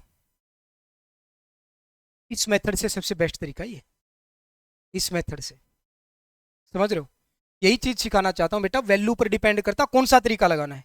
कभी भी एक तरीके से आप एग्जाम क्लियर कर नहीं पाओगे, क्योंकि कई बार वैल्यू ऐसी आती है बेटा, ये तरीका सही रहेगा। कई बार वैल्यू आपको दिख रहा है डिफरेंस कम कम है तो ये तरीका लगा दो, डिफरेंस ज्यादा दिख रहा है तो उस तरीके से कर दो। समझ पा रहे हो ना बात को। तो ये आपको हर चीज सीख के जानी पड़ेगी बेटा सिलेक्शन लेना। तो अब ये देखेगा IBSIO का पेपर है, क्वेश्चन है 2020 में आया जो, इसमें क्या कहा गया, आपको पूछा है सबसे बड़ा अनुपात कौन सा है, सबसे बड़ा। तो आप देखोगे यहां पर डिफरेंस कितने का बेटा, 3 का। यहां पर डिफरेंस कितने का, 1 का। यहां पर 2 का। यहां पर कितने का बेटा, 3 का। इक्वल बनाने के लिए 6 बना सकता हूं, 6 बना सकता हूं ना बेटा। 6 बनाने के लिए इसको किससे गुणा करना पड़ेगा, 2 से। मैंने कहा ऊपर वाले नंबर को कर दो बस 2 से। इसको 6 बनाने के लिए 6 से, ऊपर वाले नंबर को कर दो बस। इसको 6 बनाने के लिए 3 से, ऊपर वाले नंबर को कर दो बस 3 से। यहां पर 6 बनाने के लिए 2 से, तो इसको 2 से गुणा कर दिया। अब हमसे पूछा बेटा बड़ा, तो बड़ा देखो ये 14 आएगा, यहां पर 30 आएगा, यहां पर 3, यहां पर 4, तो 30 सबसे बड़ा था ना। ये यहां पर था 5-6 में, तो ये सबसे बड़ा है। बहुत फास्ट कर सकते हो ना आप, लिखने की जरूरत नहीं पड़ेगी आपको अलग से। आपने देखा यार इनका डिफरेंस है 3 जी, इनका डिफरेंस है जी 1, इनका डिफरेंस है जी 2, इनका डिफरेंस है जी 3। इक्वल बनाऊंगा तो मैं इनको 6 बना सकता हूं, एलसीएम 6 इनका। 6 बनाने के लिए इसको किससे गुणा करना पड़ेगा, तो सीधा 2 गुणा कर दो बेटा ऊपर वाले नंबर के साथ। मैंने कहा था ना ऊपर वाले नंबर के साथ कर दो। इसको 6 बनाने के लिए 6 से गुणा, तो यहां पर 6 से गुणा कर दिया। यहां पर 3 से गुणा, तो यहां पर कर दिया बेटा। 6 बनाने के लिए 2 से गुणा, यहां पर कर दिया। बड़ा मेरे को दिखाई दिया 30, क्योंकि ये 6 पंजे 30 बनेगा, ये 14 बनेगा, ये 3 बनेगा और ये 4 बनेगा। तो बड़ा 30 था, तो ये नंबर सबसे बड़ा होगा, ये फ्रैक्शन सबसे बड़ा होगा 5/6। अगर आपसे छोटा पूछा होता तो यहां पर 3 दिखाई दे रहा मेरे को सबसे छोटा, तो 1:3 सबसे छोटा रेशियो है। अब देखो इस क्वेश्चन का आंसर सारे बच्चे बताओ। ये देखो क्वेश्चन का सार क्या है, Ram has 12 hands and 5 cows, Shyam has 18 hands and 9 cows, Pritam has 4 hands and 8 cows and Vinay has 10 hens and 7 cows. Who has the largest ratio of chicken to cow? देखेगा लास्ट में चिकन टू काउ पूछ लिया, वहां पर हैंस दे रखा है। यहाँ पर ये 12/5 है, यहाँ पर कितना बेटा 18/9 है, यहाँ पर कितना है 4/8 है, यहाँ पर कितना 10/7। अब मुझे बताओ कौन सी शक्ति का यूज करोगे भाई। मेरे को तो ये डायरेक्ट भाग करने के जल्दी सोल होते दिख रहे हैं। क्यों होते दिख रहे हैं, ध्यान से सुनो। मैं 5 से इसको करूंगा, 5 दूनी 10, 2 बच गया, 5 चौका 20, क्लियर हो गया बेटा। 9 दूनी 18, ये 4 को 8 से भाग करोगे तो 0.5, 7 एकम 7, 3 बच गया, 7 चौके 28, ये आ गया। तो बताओ सबसे बड़ा कौन सा दिखाई दे रहा है, 2.4 ना। इसने ही बोला गाय और मुर्गियों का सबसे बड़ा अनुपात किसके पास था, इसके पास। तो राम के पास सबसे ज्यादा अनुपात था। समझ पाए बात को भाई, समझ में आ रहा पक्का, आपको पक्की बात है ना। पूछ लेना अगर किसी को ना समझ में आए तो। ये आरआरबी एनटीपीसी 2022 के पेपर में आया हुआ क्वेश्चन, अभी जो लास्ट पेपर 2020-22 में हुआ है एनटीपीसी का, बिल्कुल simple question. An amount of 1470 is divided between Anant and Mohan in the ratio 3:4। How much amount did Mohan receive? अरे इससे आसान क्वेश्चन क्या होगा, 3:4 का रेशियो था, ये किसके पास बीच में, अनंत और मोहन के बीच में। टोटल हमारे हिसाब से कितना यूनिट बन गया, 7। उसने कितना बताया बेटा, 1470। तो 7 यूनिट की वैल्यू है 1470। इसने पूछा मोहन को कितनी मिली, तो मोहन को 4 मिले थे, 4 की वैल्यू बतानी है। 7 से डिवाइड करोगे, 7 दूनी 14, 7 एकम 7 0। इसकी गुणा करोगे, 21 चौका कितना होता है बेटा, 84, और ये 0, तो 840 जो होगा इसका बिल्कुल करेक्ट आंसर आएगा, 840। समझ पा रहे हो बात को? बताओ इसमें किसी भी बच्चे को कोई डाउट है तो जल्दी से पूछ लीजिए भाई। 30 दिन का 30 घंटे के साथ अनुपात क्या होगा? अब देखो माइंड में क्या आया यार, ये दिन है और ये घंटे, अलग अलग चीजें होगी। अनुपात दो ही सिचुएशन में निकल सकता है, या तो इनको सेम टाइप की चीज बनाया जाए, या फिर कोई थर्ड इन्फॉर्मेशन होनी चाहिए। थर्ड इन्फॉर्मेशन तो नहीं है, सेम टाइप की चीजें बनाना पड़ेगा। तो आपको कही 3 दिन है और 30 घंटे, तो मैं इसको घंटे बना लेता हूं। एक दिन में कितने घंटे, 24। 3 दिन में कितने, तो 72 घंटे हो गए बेटा, ये 72 आवर्स हो गए। और ये कितने बेटा, 30 आवर्स। यहां से आवर्स से आवर्स कट जाएगा बेटा, इनको डिवाइड करोगे, कितने पर काटोगे बताओ, 6 पे काटो, 6 पंजा 30, 12 छिके 72, तो 12:5 जो है इसका बिल्कुल करेक्ट आंसर है। 12:5 जो है इसका बिल्कुल राइट आंसर होगा। समझ पा रहे हो बात को सारी? कोई डाउट है? ये आरपीएफ कांस्टेबल 2019 का क्वेश्चन है, बताओ। और आरपीएफ का जो लास्ट पेपर हुआ वो 2019 में ही हुआ है। उसके बाद अब होगा जो 15 अप्रैल से फॉर्म आपके आ रहे हैं। The ratio of the number of marbles possessed bye tulip and Devansh was 7:9, while the ratio of the number of marbles possessed by Sheetal and Devansh was 7:15. Find the ratio of the number of marbles available with Tulip and Sheetal. अब देखो यहां पर है ना, बहुत interesting question है ये, बड़े गौर से सुनना। यहां पर 3 बंदों की बात की है बेटा, 3 जनों की बात की है, एक तो तुलिप की और एक देवांश। तुलिप है बेटा, देवांश है, और थर्ड पर्सन जो है वो शीतल और देवांश। शीतल है, देवांश का जिक्र आ चुका, शीतल एक कौन है बेटा, शीतल है। ये बात होगी। अब पहले मैं इसका बेसिक मेथड बताता हूं, फिर इसके बाद इसका शॉर्ट ट्रिक बताऊंगा। बेसिक मेथड सुनो क्या होता है। आपने देखा तुलिप और देवांश का जो रेशियो वो 7 से 9 है। 7 से कितना है, 9 है तुलिप का और देवांश का। फिर इसने कहा शीतल एंड देवांश का रेशियो क्या है, 7:15। शीतल का 7 और देवांश का कितना, 15। तो देवांश का देवांश के नीचे लिखेगा, शीतल का शीतल के नीचे लिखेगा। गलती क्या करता है, सीधा 7:15 लिखेगा, 7 को उधर लिखेगा बच्चा, 15 को इधर लिखेगा। भाई देखो पहले शीतल है, तो शीतल की वैल्यू कितनी है, 7। बाद में देवांश है, देवांश की कितने, 15, तो इनका अलग से लिख लिया हमने। अब इसका तरीका क्या होता है सुनो। जैसे 9 के आगे खाली जगह तो 9 फिल कर दो, 15 के आगे खाली जगह तो 15 फिल कर दो। बेसिक तरीका बता रहा हूं। 15 सत्ता 105, 15 नीवा 135, और 9 सते 63। अब ये सारे के सारे 7 पे डिवाइड हो रहे क्या, 7 पे डिवाइड ये नहीं हो रहा, तो ये किस पे डिवाइड हो रहे बताओ, 3 पे डिवाइड ये हो रहा है, वो हो रहा है श्योर। अब इसने किसका पूछा आपसे, देखो तीनों 3 पे डिवाइड हो रहे हैं। इसने कहा तुलिप और शीतल के पास उपलब्ध कंचों का अनुपात बताओ। तुलिप के पास 105 थे और शीतल के पास कितने थे बेटा, 63 है। अब ये 7 से डिवाइड हो रहा है, 7 एकम 7, 7 3 बच गया, 7 पंजा 35, 7 9 63, 3 से डिवाइड करो, 3 पंजे 15, 3 तिया 9, तो 5:3 इसका रेशियो आ गया। और 5:3 देखोगे ए ऑप्शन इसका करेक्ट आंसर है। ठीक है, ये बेसिक मेथड था।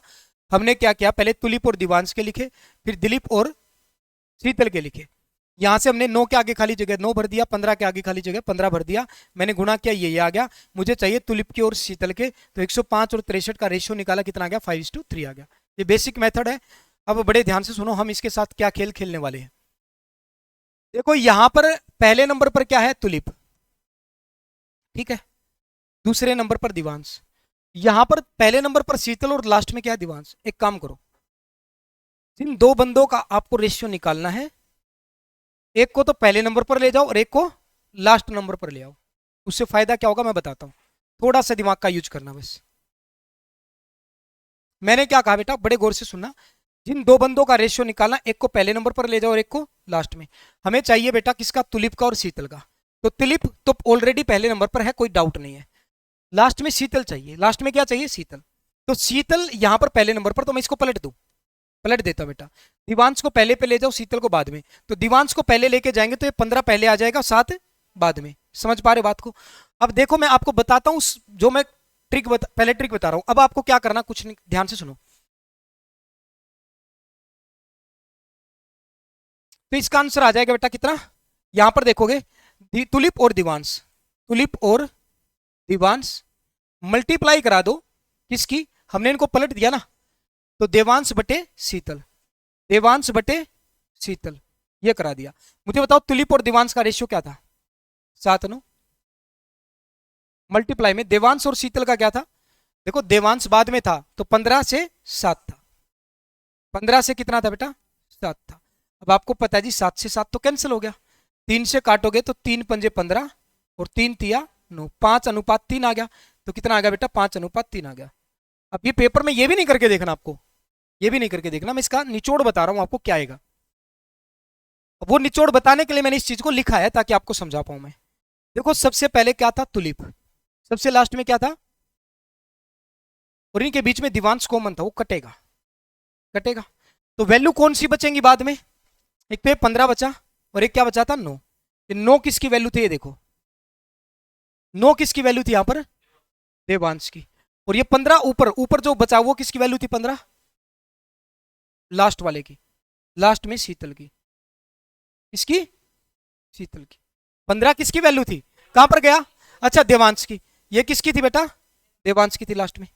तो जिसके, इसका मतलब ये आ गया जो कॉमन व्यक्ति होगा उसकी वैल्यू बचेगी, किसकी वैल्यू बचेगी, कॉमन व्यक्ति जो है। ऊपर बचेगी कौन सी, जो लास्ट में उसकी बाद में है, और बाद में नीचे कौन सी आएगी, जो वैल्यू उसकी पहले दे रखी थी। देवांश की जो पहले वाली वैल्यू 9 है और बाद वाली कितनी है, 15। समझ पा रहे हो कि नहीं पा रहे बात को, तो ये बचेगा, इतना समय पता चल गया, कॉमन वाले व्यक्ति की ये बचेंगी। अब अगर इसका मैं डायरेक्ट इस क्वेश्चन को देखूं कल को, हमें ये कंसेप्ट पता है तो हम इतना लंबा मेथड थोड़े करेंगे। हम ये देखेंगे यार इनके बीच में कौन है कॉमन, देवांश कॉमन है, और देवांश की पहले वैल्यू कितनी है, 9, ये बाद में लिखेंगे नीचे, और बाद में इसकी वैल्यू कितनी है देवांश की, 15, ये ऊपर लिखेंगे।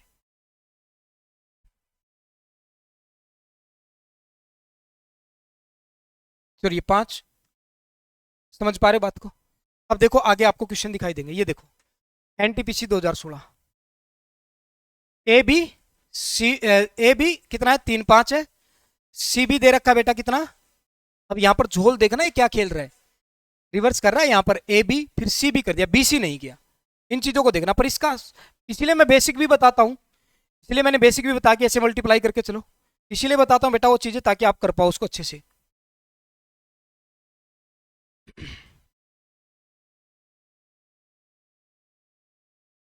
एक 3, देखो बेसिक मेथड से जाओगे तो क्या करना पड़ेगा आपको, मैं बताता हूं, हर बार बताऊंगा बेसिक मेथड भी। ए बी सी डी, ये 4 वैल्यूज का जिक्र है, 4 ए बी सी डी, इनका रेशियो आप देखोगे क्या आएगा। ए बी का रेशियो कितना बेटा, 3:5 है, और सी भी है यहां पर, तो सी कितना बेटा, 3, सी को सी के नीचे रखेगा। बी कितना है, 2, बी कितना बेटा, 2, तो बी को बी के नीचे रखेगा 2, ये आ गया इनका रेशियो। सी डी का रेशियो क्या दे रखा है, 5:6, तो सी डी का रेशियो सी डी के नीचे लिख गया 5:6। अब मैंने बेसिक में क्या बताया था, जैसे 5 के आगे खाली जगह तो 5 भर दोगे, 3 के आगे खाली जगह 3 भरोगे, 2 के आगे खाली जगह 2, 5 के आगे खाली जगह तो 5 फिल कर दोगे। अब ये देखिएगा 5 दूनी 10, 10 तिया 30, 5 दूनी 10, 10 पंजे 50, 5 तिया 15, 15 पंजे 75, 6 तिया 18, 18 पंजे 90। अब ये कटते हैं तो देखो आपसे पूछा सिर्फ ए डी का, ए कितना यहाँ पर 30, डी कितना बेटा 90, रेशियो निकालोगे तो कितना आएगा, 1:3 आएगा। बेसिक मेथड समझ पा रहे हो, 1:3 आएगा। अब जो मैं आपको बताना चाहता हूं उसको समझिएगा, यहां पर ए बी है, ए बटा बी है लिख लिया, यहां पर सी बी है ना, इसको बी सी में बदल लो, मैंने इसको बी सी में बदल लिया गुणा में, इसको बदल लिया सी डी में, ये आ गया, ठीक है, सी डी था सी डी लिख लिया, गुणा करा दी सबकी। तो ए बी का मान क्या था बेटा 3-5, और बी सी का मान बताओ, देखो बाद में बी तो 2-3, इनकी गुणा करा दी। सी डी का मान क्या था बेटा 5-6। अब देखेगा यहां पर आप देखोगे 3 से 3 कट गया, 2 से, अच्छा 5 से 5 कट गया, 2 एकम 2 और 2 या 6, तो अनुपात कितना आ गया 1:3। यहां पर देखो बी से बी कट जाएगा, सी से सी कट जाएगा, तो एडी का ही रेशियो आएगा, एडी का रेशियो कितना आ जाएगा 1:3, 1:3 आ जाएगा। क्या आ जाएगा? 1:3 आपका करेक्ट आंसर आ जाएगा। मुझे बता दो इसमें कोई भी दिक्कत अगर किसी बच्चे को हो तो बताइएगा। ये 3 वेरिएबल वाला क्वेश्चन हो गया। आई दिक्कत कोई? तो आपको ये करना है कि आपको पहले का और आखिरी का चाहिए, तो आप ये वाला मेथड लगा दो बेटा। समझ पा रहे बात को? आप इनकी गुणा कराते जाइएगा। जैसे a बटा b है, b बटा c कर लो, c बटा d, ये कट जाएंगे यहाँ से, b से b कट जाएगा, c से c कट जाएगा, ऊपर a बच जाएगा, लास्ट में d बच जाएगा। यहां पर भी ऐसे ही काटते चलो, फाइनल रेशियो आपका क्या आ जाएगा? 1:3 आ गया। कोई डाउट है? अब देखिएगा और क्वेश्चन की प्रैक्टिस कराता हूं, इसको देखो। ये आपका फार्मेटिकल एग्जाम में आया, आरआरबी का क्वेश्चन है, रेलवे के एग्जाम्स में। मिट्टी और बजरी का अनुपात कितना है? 11:8 है। बजरी और सीमेंट का अनुपात कितना है? 6:7 है।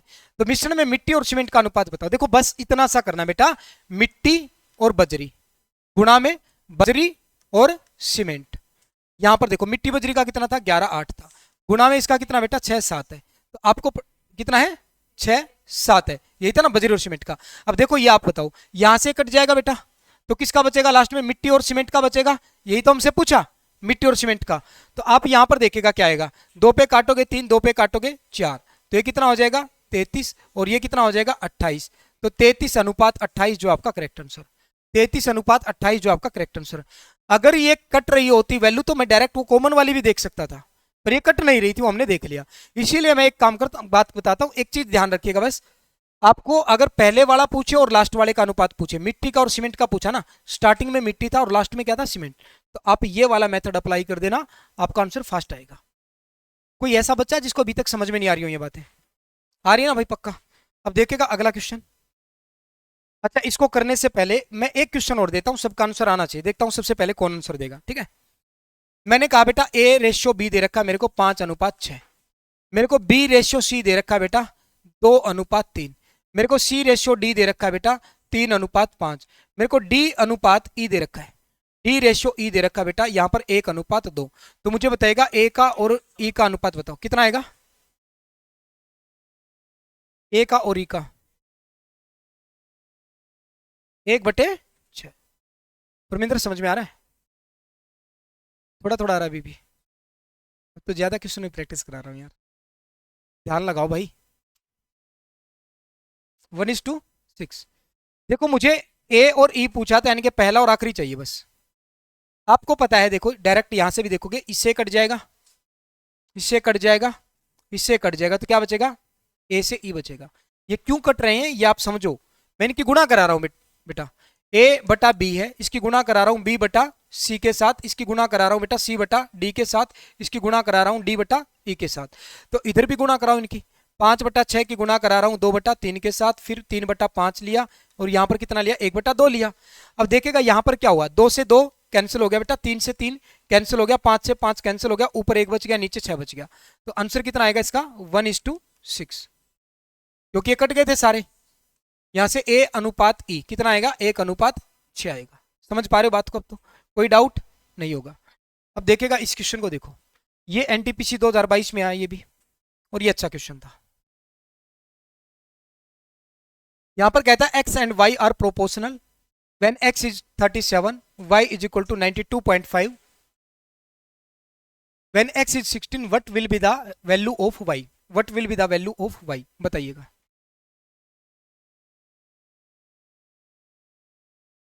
y की वैल्यू क्या होगी? 40? बताओ।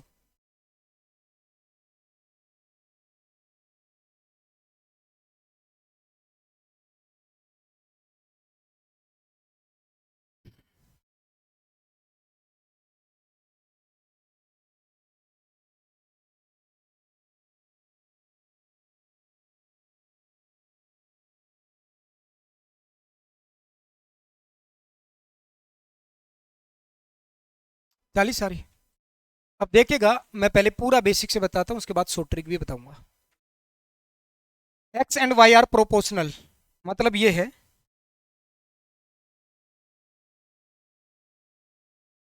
मैंने इसकी एक वैल्यू मान ली कांस्टेंट। क्या मान ली?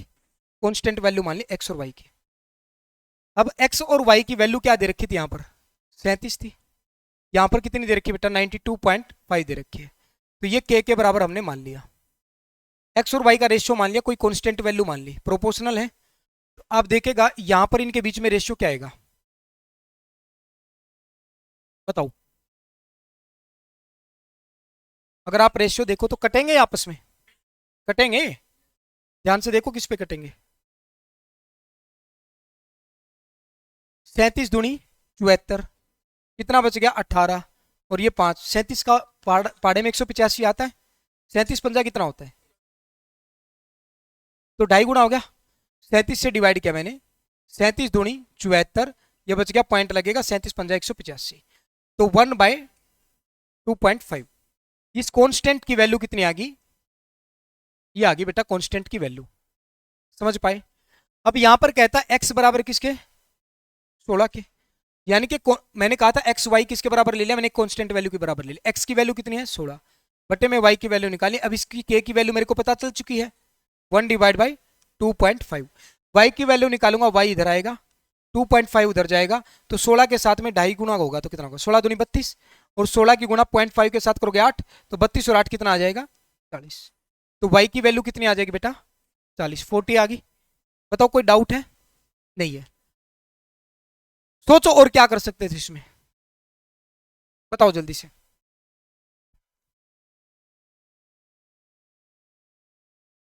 डायरेक्ट आप ऐसे कर सकते थे, जब इसने कह दिया बेटा ये क्या प्रोपोर्शनल है, एक्स और वाई आपस में प्रोपोर्शनल हैं। प्रोपोर्शनल का मतलब ये बेटा ऐसे लिखा जाता है, और इसको मैं बोल सकता हूं बेटा क्या, अगर x की वैल्यू बढ़ेगी तो y की वैल्यू भी बढ़ेगी, और x की वैल्यू घटेगी तो y की वैल्यू भी घटेगी। सेम रेशियो में चलेंगे, जिस हिसाब से x बढ़ेगा या घटेगा उसी हिसाब से y भी बढ़ेगा या घटेगा। प्रोपोर्शनल का मतलब होता है ये। तो आपने देखा x यहां पर 37 था, यहां पर कितना हो गया बेटा 16, तो x की वैल्यू बेटा 37 से कितनी होगी 16 होगी। यानी कि मैं कह सकता हूं अब 37 की वैल्यू कितनी है 16। तो मुझे बताएगा y की वैल्यू क्या होगी। अब y की वैल्यू यहां पर कितनी थी, तो इसकी वैल्यू बतानी है बेटा। समझो मैंने देखा 37 की वैल्यू कितनी है अब 16, तो मुझे बताओ 92.5 की वैल्यू क्या होगी। अब यही तो पूछा इसने कि यहां पर y बताओ, y का मान क्या होगा। डायरेक्टली प्रोपोर्शनल का मतलब ये है, ध्यान से इस तरीके से भी समझो।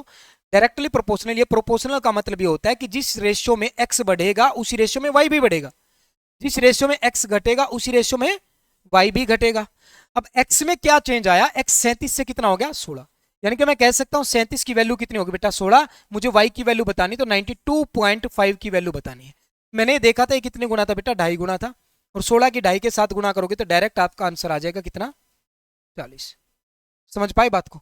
डायरेक्ट आंसर कितना आ जाएगा बेटा 40 आ जाएगा। कोई डाउट है तो बताइएगा। समझ पाए कि नहीं पाए। जैसे मैं और एग्जांपल देता हूं बेटा तब समझ पाओगे आप लोग। अभी देखिएगा मैंने एक और एग्जांपल लिया। मैं कह रहा हूं x और y क्या है बेटा प्रोपोर्शनल, आपस में डायरेक्टली प्रोपोर्शनल है। मैंने कहा x की वैल्यू 15 है और y की वैल्यू दे रखी बेटा 20, ठीक है। इफ, अब मैं कहता हूं if x is equal to 30 then y की वैल्यू बताओ क्या होगी 40। भाई आपने कहा x और y डायरेक्टली प्रोपोर्शनल है, और आपने x को 15 से 30 कर दिया, यानी कि डबल कर दिया, तो y भी डबल हो जाएगा।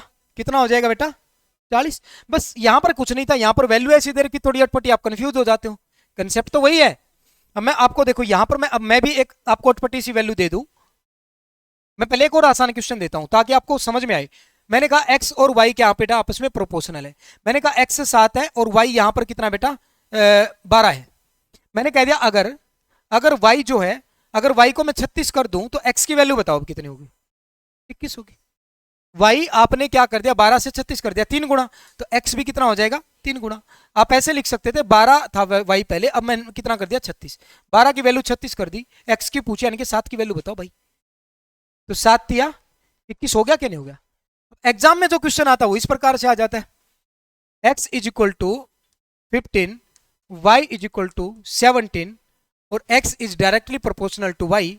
ये कह देगा if x is equal to 2.5 then y की वैल्यू बताएगा। क्वेश्चन एग्जाम में इस तरीके से आ जाता है, थोड़ा शॉर्टकट वैल्यू दे देगा, बात वही होती है, तो समझना पड़ेगा। 8.5 तो देखेगा हमारे हिसाब से डायरेक्टली प्रोपोर्शनल है, तो जिस रेशियो में x बढ़ेगा या घटेगा उसी रेशियो में y बढ़ेगा या घटेगा। मैंने देखा x की वैल्यू 15 से कितनी कर दी, 2.5 कर दी। तो 15 की वैल्यू अब कितनी हो चुकी बेटा, 2.5। तो हमें y की वैल्यू बतानी, यानी कि 17 यूनिट की वैल्यू बतानी क्या होगी। अब ये पॉइंट था तो मैंने बटे में क्या कर दिया, 10 कर दिया। 5 से काटोगे 5 पर, 5 से इसको काटोगे तो कितना आएगा बेटा, 30 आएगा। 5 से इसको काटोगे 6 आएगा, 17 बटा 6 आ गया। 6 से काटोगे तो कितना आएगा, 6 दूनी 12, 5 बच गया बेटा। और 6 पे काटोगे तो 6 से 6 अठे 48, 2 बच गया, 6 3 18, फिर 2 बचेगा, यानी कि इस प्रकार से जाता जाएगा, 2.83333 जाता जाएगा। समझ पा रहे बात को। तो इसमें कोई घबराने वाली बात नहीं। आपका कंसेप्ट जो था ना इस क्वेश्चन का मेन वो ये था, अगर वो बोल रहा है कि दो वैल्यू आपस में प्रोपोर्शनल है तो इसका मतलब जिस रेशियो में पहली वैल्यू बढ़ेगी उसी रेशियो में दूसरी भी बढ़ेगी, जिस रेशियो में पहली वैल्यू घटेगी उसी रेशियो में दूसरी वैल्यू भी घट जाएगी। समझ पाए, कंसेप्ट ये था। अब इस क्वेश्चन को देखेगा, दिल्ली पुलिस 2023 में लेटेस्ट क्वेश्चन है। देखो मैंने बिल्कुल बेसिक क्वेश्चन से शुरुआत कर रहा हूँ, छोटे छोटे एग्जाम्स के क्वेश्चन उठा रहा हूँ। इसके बाद आपके जो क्वेश्चन आएंगे आगे वो सीजीएल, सीपीओ, सीएचएसएल, सीडीएस के वो क्वेश्चन आते जाएंगे धीरे धीरे। ये कहता है यदि 10,400 को पी, क्यू और आर के बीच में, यहां पर दिया गया इंग्लिश में देखो 1/2, 1/5, देखो एक एक तो यहां पर ले लिया, 2 5 6 यहां पर ले ली उसने। ये पता है क्या, पी क्यू आर का जो रेशियो दे रखा है, पी क्यू आर का जो रेशियो दे रखा है बेटा वो क्या दे रखा है, पी क्यू आर का रेशियो जो दे रखा है वो 1:2, 1/2, रेशियो 1/5, रेशियो 1/6 दे रखा है, ये दे रखा है। तो आपसे पूछ लिया गया टोटल वैल्यू 10,400 थी, तो क्यू का हिस्सा बताइएगा क्या होगा। अब आप इसमें क्या करोगे, बड़े गौर से सुनना। देखो बेसिक तरीका क्या है, बेसिक तरीका जो आपको सिखाया जाता है कि बेटा इनका एलसीएम ले लो, 6, 5 और 2 का एलसीएम लोगे कितना आएगा, 30 आएगा। अब 2 से डिवाइड करोगे 15, 15 एकम 15, 5 से डिवाइड करोगे 6, 6 एकम 6, 6 से डिवाइड करोगे 5, 5 एकम 5। तो आपका जो रेशियो आया बेटा वो कितना आ गया, 15:6:5। ये प्रॉपर रेशियो आ गया इनका। अभी ये फ्रैक्शन में था रेशियो, हमने पहले इसको प्रॉपर रेशियो में बदला तो 15:6:5 आ गया। मुझे बताइएगा हमारे अकॉर्डिंग टोटल कितने यूनिट बन रहे हैं, 15 और 6 21 और 5 26 यूनिट बन रहे हैं पैसा, जबकि टोटल उसने कितना बताया 10,400।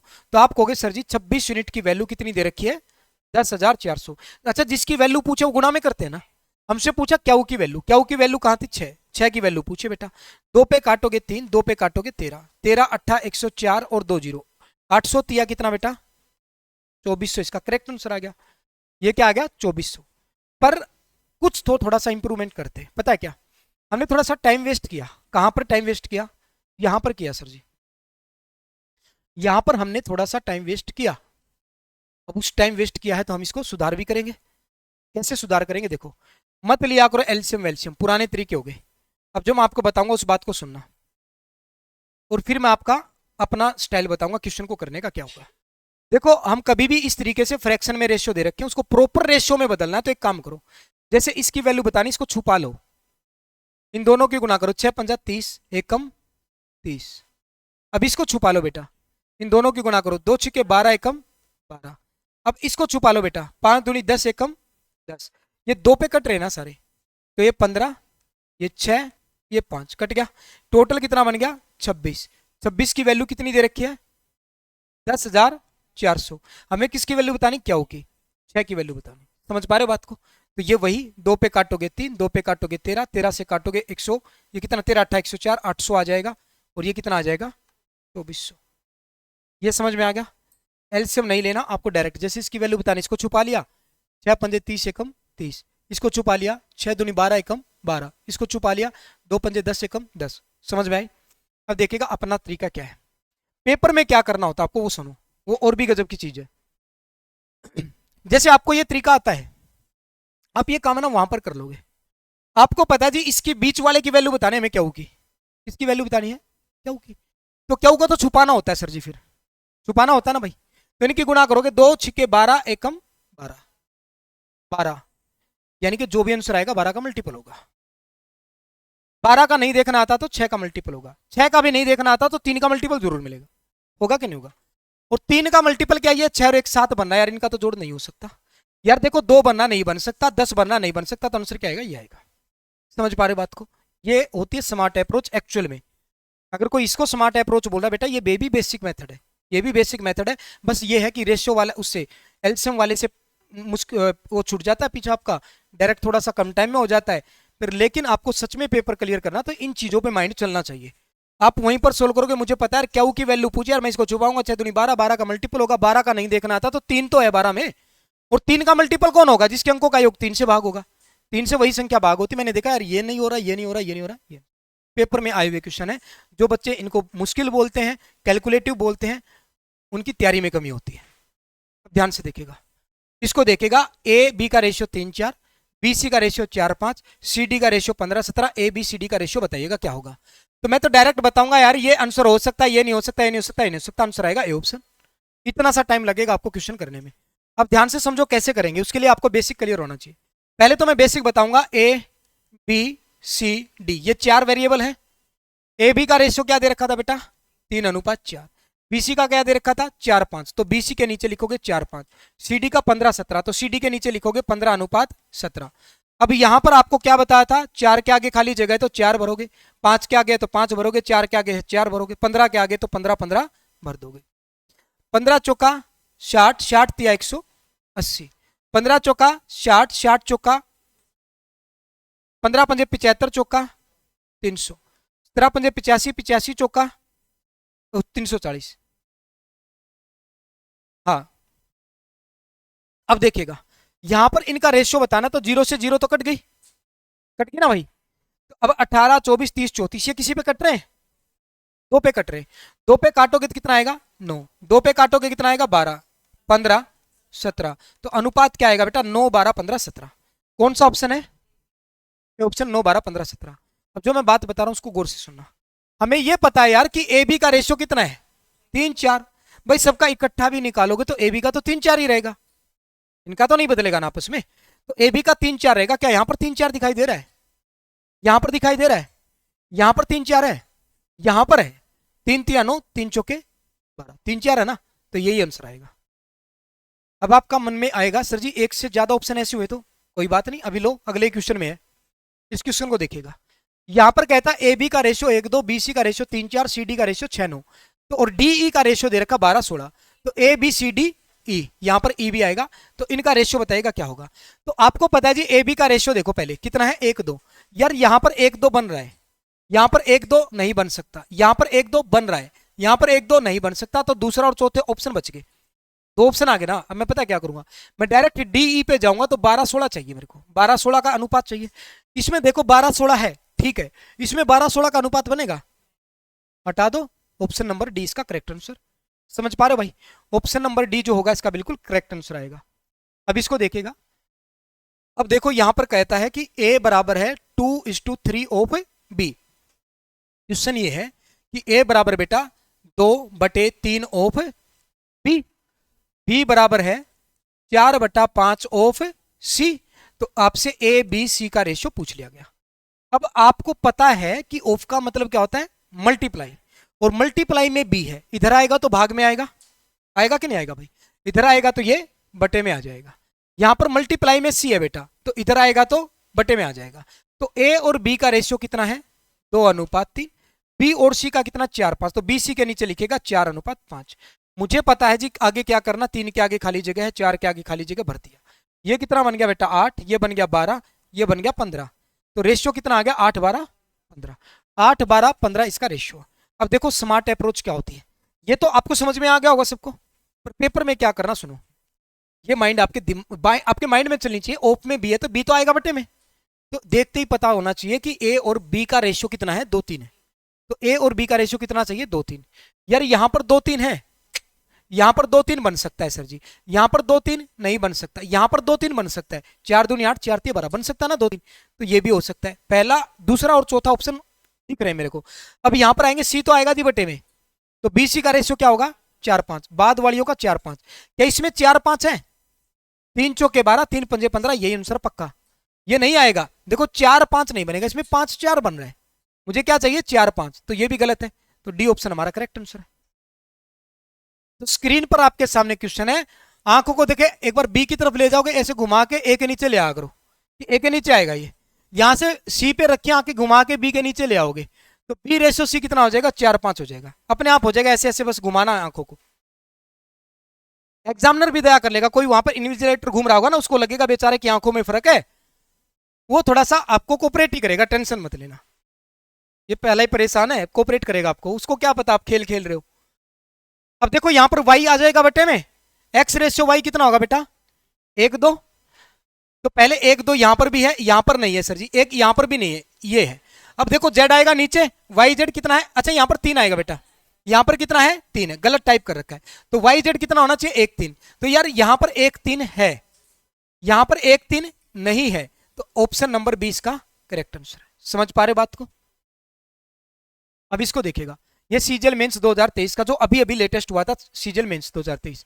अब इसमें क्या क्वेश्चन आया, इसमें कहा गया पी रेशियो क्यू दे रखा 3:4, क्यू रेशियो आर दे रखा 4:7। तो P plus Q, Q plus R, R plus P का मान बताए क्या होगा। 7 11 10 और बताइएगा कोई। देखो पी क्यू का आपको प्रॉपर रेशियो निकालना है, तो पी क्यू कितना है 3 4, क्यू आर कितना है 4 7, तो 4 7 यहां पर रखोगे क्यू आर के नीचे। अब आपको पता आगे क्या करोगे बेटा, 4 के आगे खाली जगह, 4 4 के आगे खाली जगह, ये 12 हो जाएगा, ये 16 हो जाएगा, और ये 7 चौके 28 हो जाएगा। 4 पे कट रहे बेटा, 4 3 12, 4 चौके 16, 4 7 28, 3 4 7 आ गया रेशियो, आ गया कि नहीं आ गया बेटा 3 4 7। अब रखो P plus Q, P plus Q कितना है 7, क्यू प्लस आर कितना बेटा 11, आर प्लस पी 10, 7 11 10 जो है आपका आंसर आ जाएगा। समझ पाए बात को, 7 11 10 जो है आपका आंसर आ जाएगा। कोई डाउट है तो बताओ किसी भी बच्चे, पक्का। ये सीडीएस 2022 का है, और ये अच्छा क्वेश्चन पूछा सीडीएस में।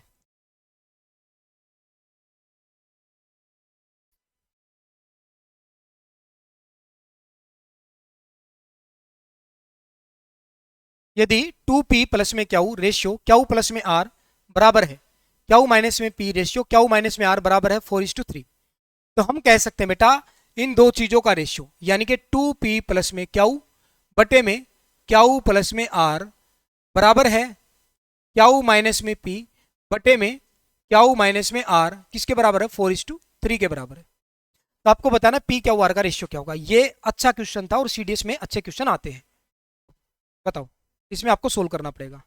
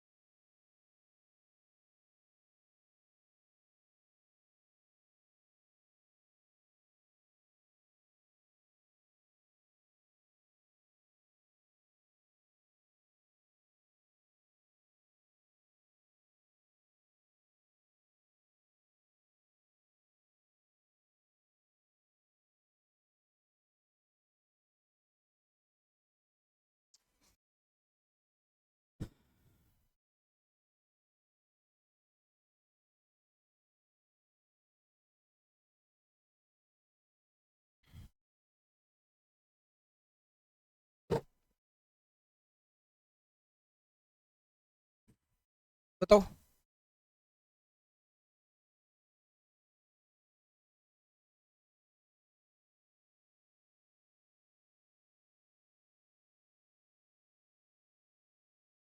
नहीं चल रहा दिमाग है, बन नहीं रही सिर्फ बात है।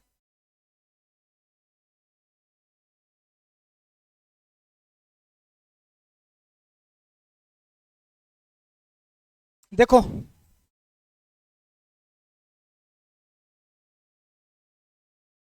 ध्यान से सुनना, बिल्कुल बेसिक से बता रहा हूँ, ठीक है। एक बार ये सेम क्वेश्चन मैं आपको जब प्रोपोर्शन पढ़ाऊंगा तभी बताऊंगा, उसमें उस टाइम में अलग मेथड से बताऊंगा, क्योंकि उसके लिए मुझे पूरा प्रोपोर्शन का कंसेप्ट सिखाना पड़ेगा। पहले एक बार मैं बेसिक से बता रहा हूँ, आज कहोगे तो अभी भी बता दूंगा। पहले एक बार बेसिक से सुनो। इसका मतलब ये है ये वाली इक्वेशन भी 4/3 के बराबर और ये वाली भी 4/3 के बराबर, ये बात समझ में आई। मैं एक बार इसको 4/3 के बराबर रख रहा हूं, तो क्या होगा, ये बटे वाला 3 उधर जाएगा, तो 6p प्लस में 3q, ये आ गया, आएगा कि नहीं आएगा। अब इसको मैं इधर लेकर आऊंगा, तो 4q प्लस में 4r बन गया। क्लियर है भाई। अब ये देखेगा 3 क्यू आकर घटेगा तो 1 क्यू बचेगा, प्लस में कितना है 4 आर है, बराबर कितना बच गया बेटा 6 पी।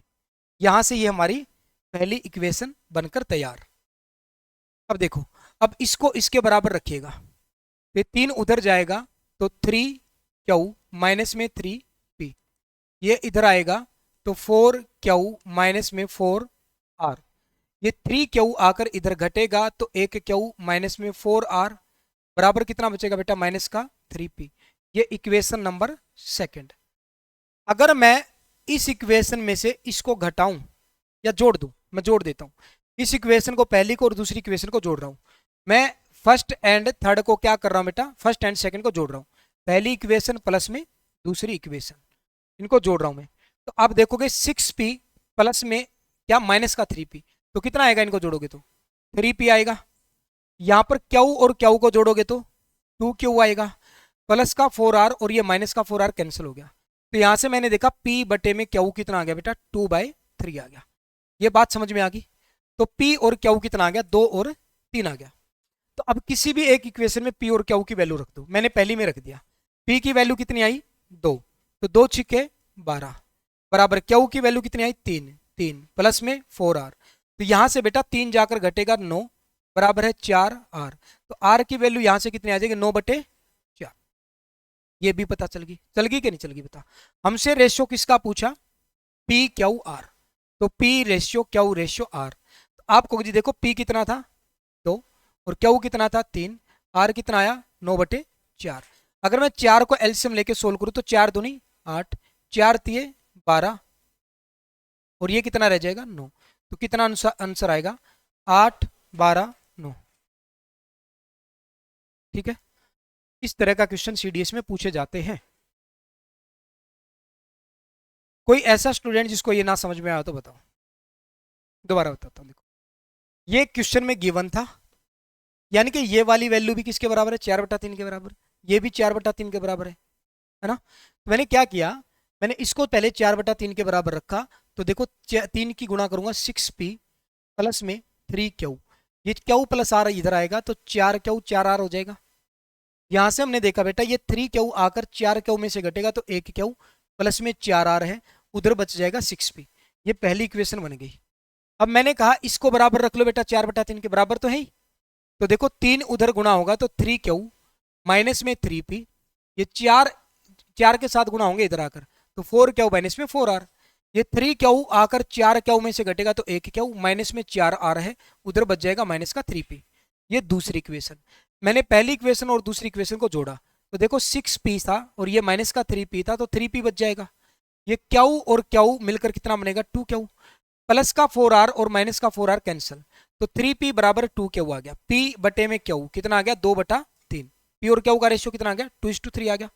मैंने p और q की वैल्यू किसी भी एक इक्वेशन इस इक्वेशन में रख दी, p की वैल्यू कितनी आई थी 2, तो 2 छिके 12, q की वैल्यू कितनी आई थी 3, q की वैल्यू 3 प्लस में 4r को इधर रखा, 3 जाकर घटेगा तो 9 और r की वैल्यू आ जाएगी 9/4। अब देखो p q r का रेशियो चाहिए, p की वैल्यू 2 है, q की वैल्यू 3 है, r की वैल्यू कितनी आई 9/4, इनका रेशियो निकालोगे तो 4 तो एलसीएम है बेटा, 4 एलसीएम ले लो, 4 की यहाँ पर गुणा करूंगा 8, 4 तिये 12 और ये कितना बच जाएगा ऊपर 9 बच जाएगा। समझ पा रहे हो बात को, तो 8 12 9 इसका प्रॉपर रेशियो आ जाएगा। अभी मुझे बताओ किस बच्चे को इसमें कोई भी प्रॉब्लम है तो बताओ।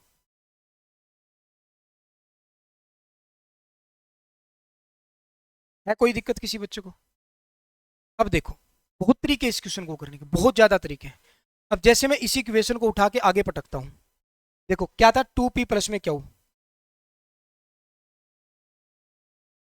2p प्लस में क्यू बटे में क्यू प्लस में r, बराबर दे रखा था किसके क्यू माइनस में p, क्यू माइनस में p बटे में क्यू माइनस में r, बराबर है किसके। अब पहले मैं इनको सोल्व कर लेता हूं, ये बराबर में ना आपस में, बराबर में तो बराबर में ले लिया मैंने। अब उधर जाएंगे तो 2p क्यू, अब इधर आएगा तो ये गुणा होगा तो माइनस का 2p r होगा कि नहीं होगा, ये मैंने पूरा पहले इसके साथ गुणा किया, अब इसको साथ गुणा प्लस में क्यू स्क्वायर माइनस में क्यू r। अब इसको इधर ले जाओगे तो पहले क्यू की क्यू के साथ क्यू स्क्वायर, क्यू की p के साथ माइनस का p क्यू और फिर आर की गुणा होगी तो प्लस में आर क्यू, और फिर आर की इसके साथ होगी तो माइनस में पी आर। ये हो गया बेटा। अब आपने देखा क्यू क्यू स्क्वायर से क्यू स्क्वायर कैंसिल हो गया। और क्या कैंसिल हो सकता है, देखो कुछ हो सकता है कैंसिल, पी क्यू देखेगा यहाँ पर 2 pq है, ये माइनस का pq है, उधर जाके जुड़ेगा तो 3pq हो गया। पी आर है कहीं पर, पी आर है। अब ये देखेगा यहाँ पर ये माइनस का उधर जाएगा प्लस का, और ये माइनस का 2pr है, प्लस का pr आएगा तो ये माइनस का pr रह जाएगा। समझ पा रहे हो बात को। अब देखेगा आर क्यू है वहां पर, ये रहा, तो ये प्लस इधर ले आओ इसको, अब इसको इधर ले आओ, ये प्लस का 2, ये क्यू आर लिखो या आर क्यू लिखो, बात बराबर है, तो मैंने क्या लिख दिया, क्यू आर लिख दिया, प्लस का 2 क्यू आर हो गया। पी क्यू को हमने सोल्व कर लिया, तो ये सिचुएशन हमारे आगे आ गई। ठीक है, अब देखेगा यहां पर क्या कुछ कॉमन ले सकते हैं, पी कॉमन ले सकते हैं, पी कॉमन ले सकते हैं ना यहाँ से, तो पी को मैंने कॉमन ले लिया, 3q माइनस में क्या बच गया आर बराबर है 2q। आर को तीनों में से ले लो कॉमन, यहां पर आर तो नहीं ना, पर यहां पर तो आर नहीं है, यहां पर आर नहीं, तो पी को हमने कॉमन ले लिया, पर कोई फायदा लगेगा पी को कॉमन लेने से, पी को कॉमन लेने से कुछ नहीं फायदा मिलेगा। तो अभी भी ये क्वेश्चन लटक गया, अभी भी क्वेश्चन क्या हो गया, लटक गया। तो कैसे सोल्व करोगे, क्वेश्चन तो सोल्व हो जाएगा और बहुत लेंथी जाएगा, 4/3 के बराबर भी है। मैंने आपको एक तरीका क्या बताया, एक बार उस इक्वेशन को 4/3 के बराबर रखेंगे, एक बार इस इक्वेशन को 4/3 के बराबर रखेंगे, एक तो ये तरीका है। अब मैं आपको प्रोपोर्शन वाले मेथड पे ले जाता हूँ। प्रोपोर्शन में मैं आपको क्या मेथड सिखाऊंगा, देखो यहाँ पर क्वेश्चन बहुत लेंथी जाएगा, अभी भी ये वैल्यू सुलझ नहीं रही, अभी भी यहाँ पर वैल्यू काबू में ही नहीं आएगी। आप किसी को भी एक साइड ले जाओगे तो देखो यहाँ पर कुछ भी कॉमन नहीं है, ये जब तक 3 वेरिएबल रहेंगे तब तक क्वेश्चन काबू में नहीं रहेगा। कम से कम एक वेरिएबल का कटना बहुत ज्यादा जरूरी है, तभी तो हम दो वेरिएबल का रेशियो निकाल पाएंगे। समझ पा रहे हो। तो अब देखिएगा मैं आपको जो बात बता रहा हूँ ना उसको बड़े गौर से सुनना, ये क्वेश्चन बहुत हल्का हो जाएगा। कैसे, मैं एक बात बताता हूँ आपको, मैंने कहा a/b ratio c/d ratio e/f मैंने ले लिया, ये बराबर है बेटा, अच्छा बराबर लिख लो इनको, ये सारे रेशियो आपस में बराबर है, और ये बराबर है किसके, 2/3 के बराबर। अगर ऐसा है तो भाई एक बात समझिएगा, अगर मैं ऊपर वाली संख्याओं पे कोई ऑपरेशन लगाता हूं, वही ऑपरेशन नीचे वाली संख्याओं पे लगाता हूं, तो इनके रेशियो पे कोई फर्क नहीं पड़ता। मतलब मैं ऊपर वाली संख्याओं को जोड़ दूं, a + c + में e कर दिया, नीचे वालियों को भी जोड़ दूं, b + में d + f कर दिया, तो जो ऑपरेशन ऊपर लगाया वही नीचे लगा, तो रेशियो पे कोई फर्क नहीं पड़ता, इनका रेशियो भी कितना आएगा, 2/3 ही आएगा। एग्जाम्पल से समझिएगा, मैंने लिखा 3/6 1/2, और ये लिख दिया मैंने 5/10। भाई ये भी 1/2 है, ये भी 1/2 है, और ये भी 1/2 है। समझ पा रहे हो।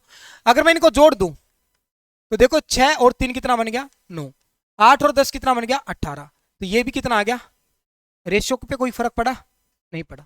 अब ध्यान से सुनो और एग्जाम्पल सुनो, मैंने लिखा 4/5, मैंने लिख दिया यहां पर 20/25, मैंने यहां पर लिख दिया बेटा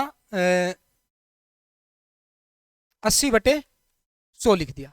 ठीक है, ये भी 4 से गुणा कर दिया, ये भी 4 से, रेशियो सेम है, ये भी 4/5 है, ये भी 4/5 है, 5 चौका 20, 5 5 25, ये भी 4/5 है। अब देखो मैं कोई भी ऑपरेशन लगा रहा हूं, मैंने इन दोनों संख्याओं को जोड़ा और इसको क्या कर दिया, माइनस कर दिया। मैंने इनको जोड़ा तो कितना आ गया, 100, 100 में से 4 घटाऊंगा कितना आएगा, इनको जोड़ा 125 में से 5 घटाऊंगा कितना आएगा, इनका भी रेशियो 4/5 है। काट के देखो, 24 चौका 96, 24 पंजा 120, तो रेशियो पे कोई फर्क नहीं पड़ता। अगर जो ऑपरेशन हम ऊपर लगा रहे हैं वही ऑपरेशन नीचे लगाए तो कोई फर्क पड़ रहा है, नहीं पड़ रहा। तो अब देखेगा हमारा क्वेश्चन, अब उसको निकाल के लाते हैं, उसकी गर्दन पकड़ो और उसको ऐसे ही करेंगे। देखो यहां पर हमने देखा यार ये आपस में क्या है, सारे रेशियो इक्वल है, इक्वल है।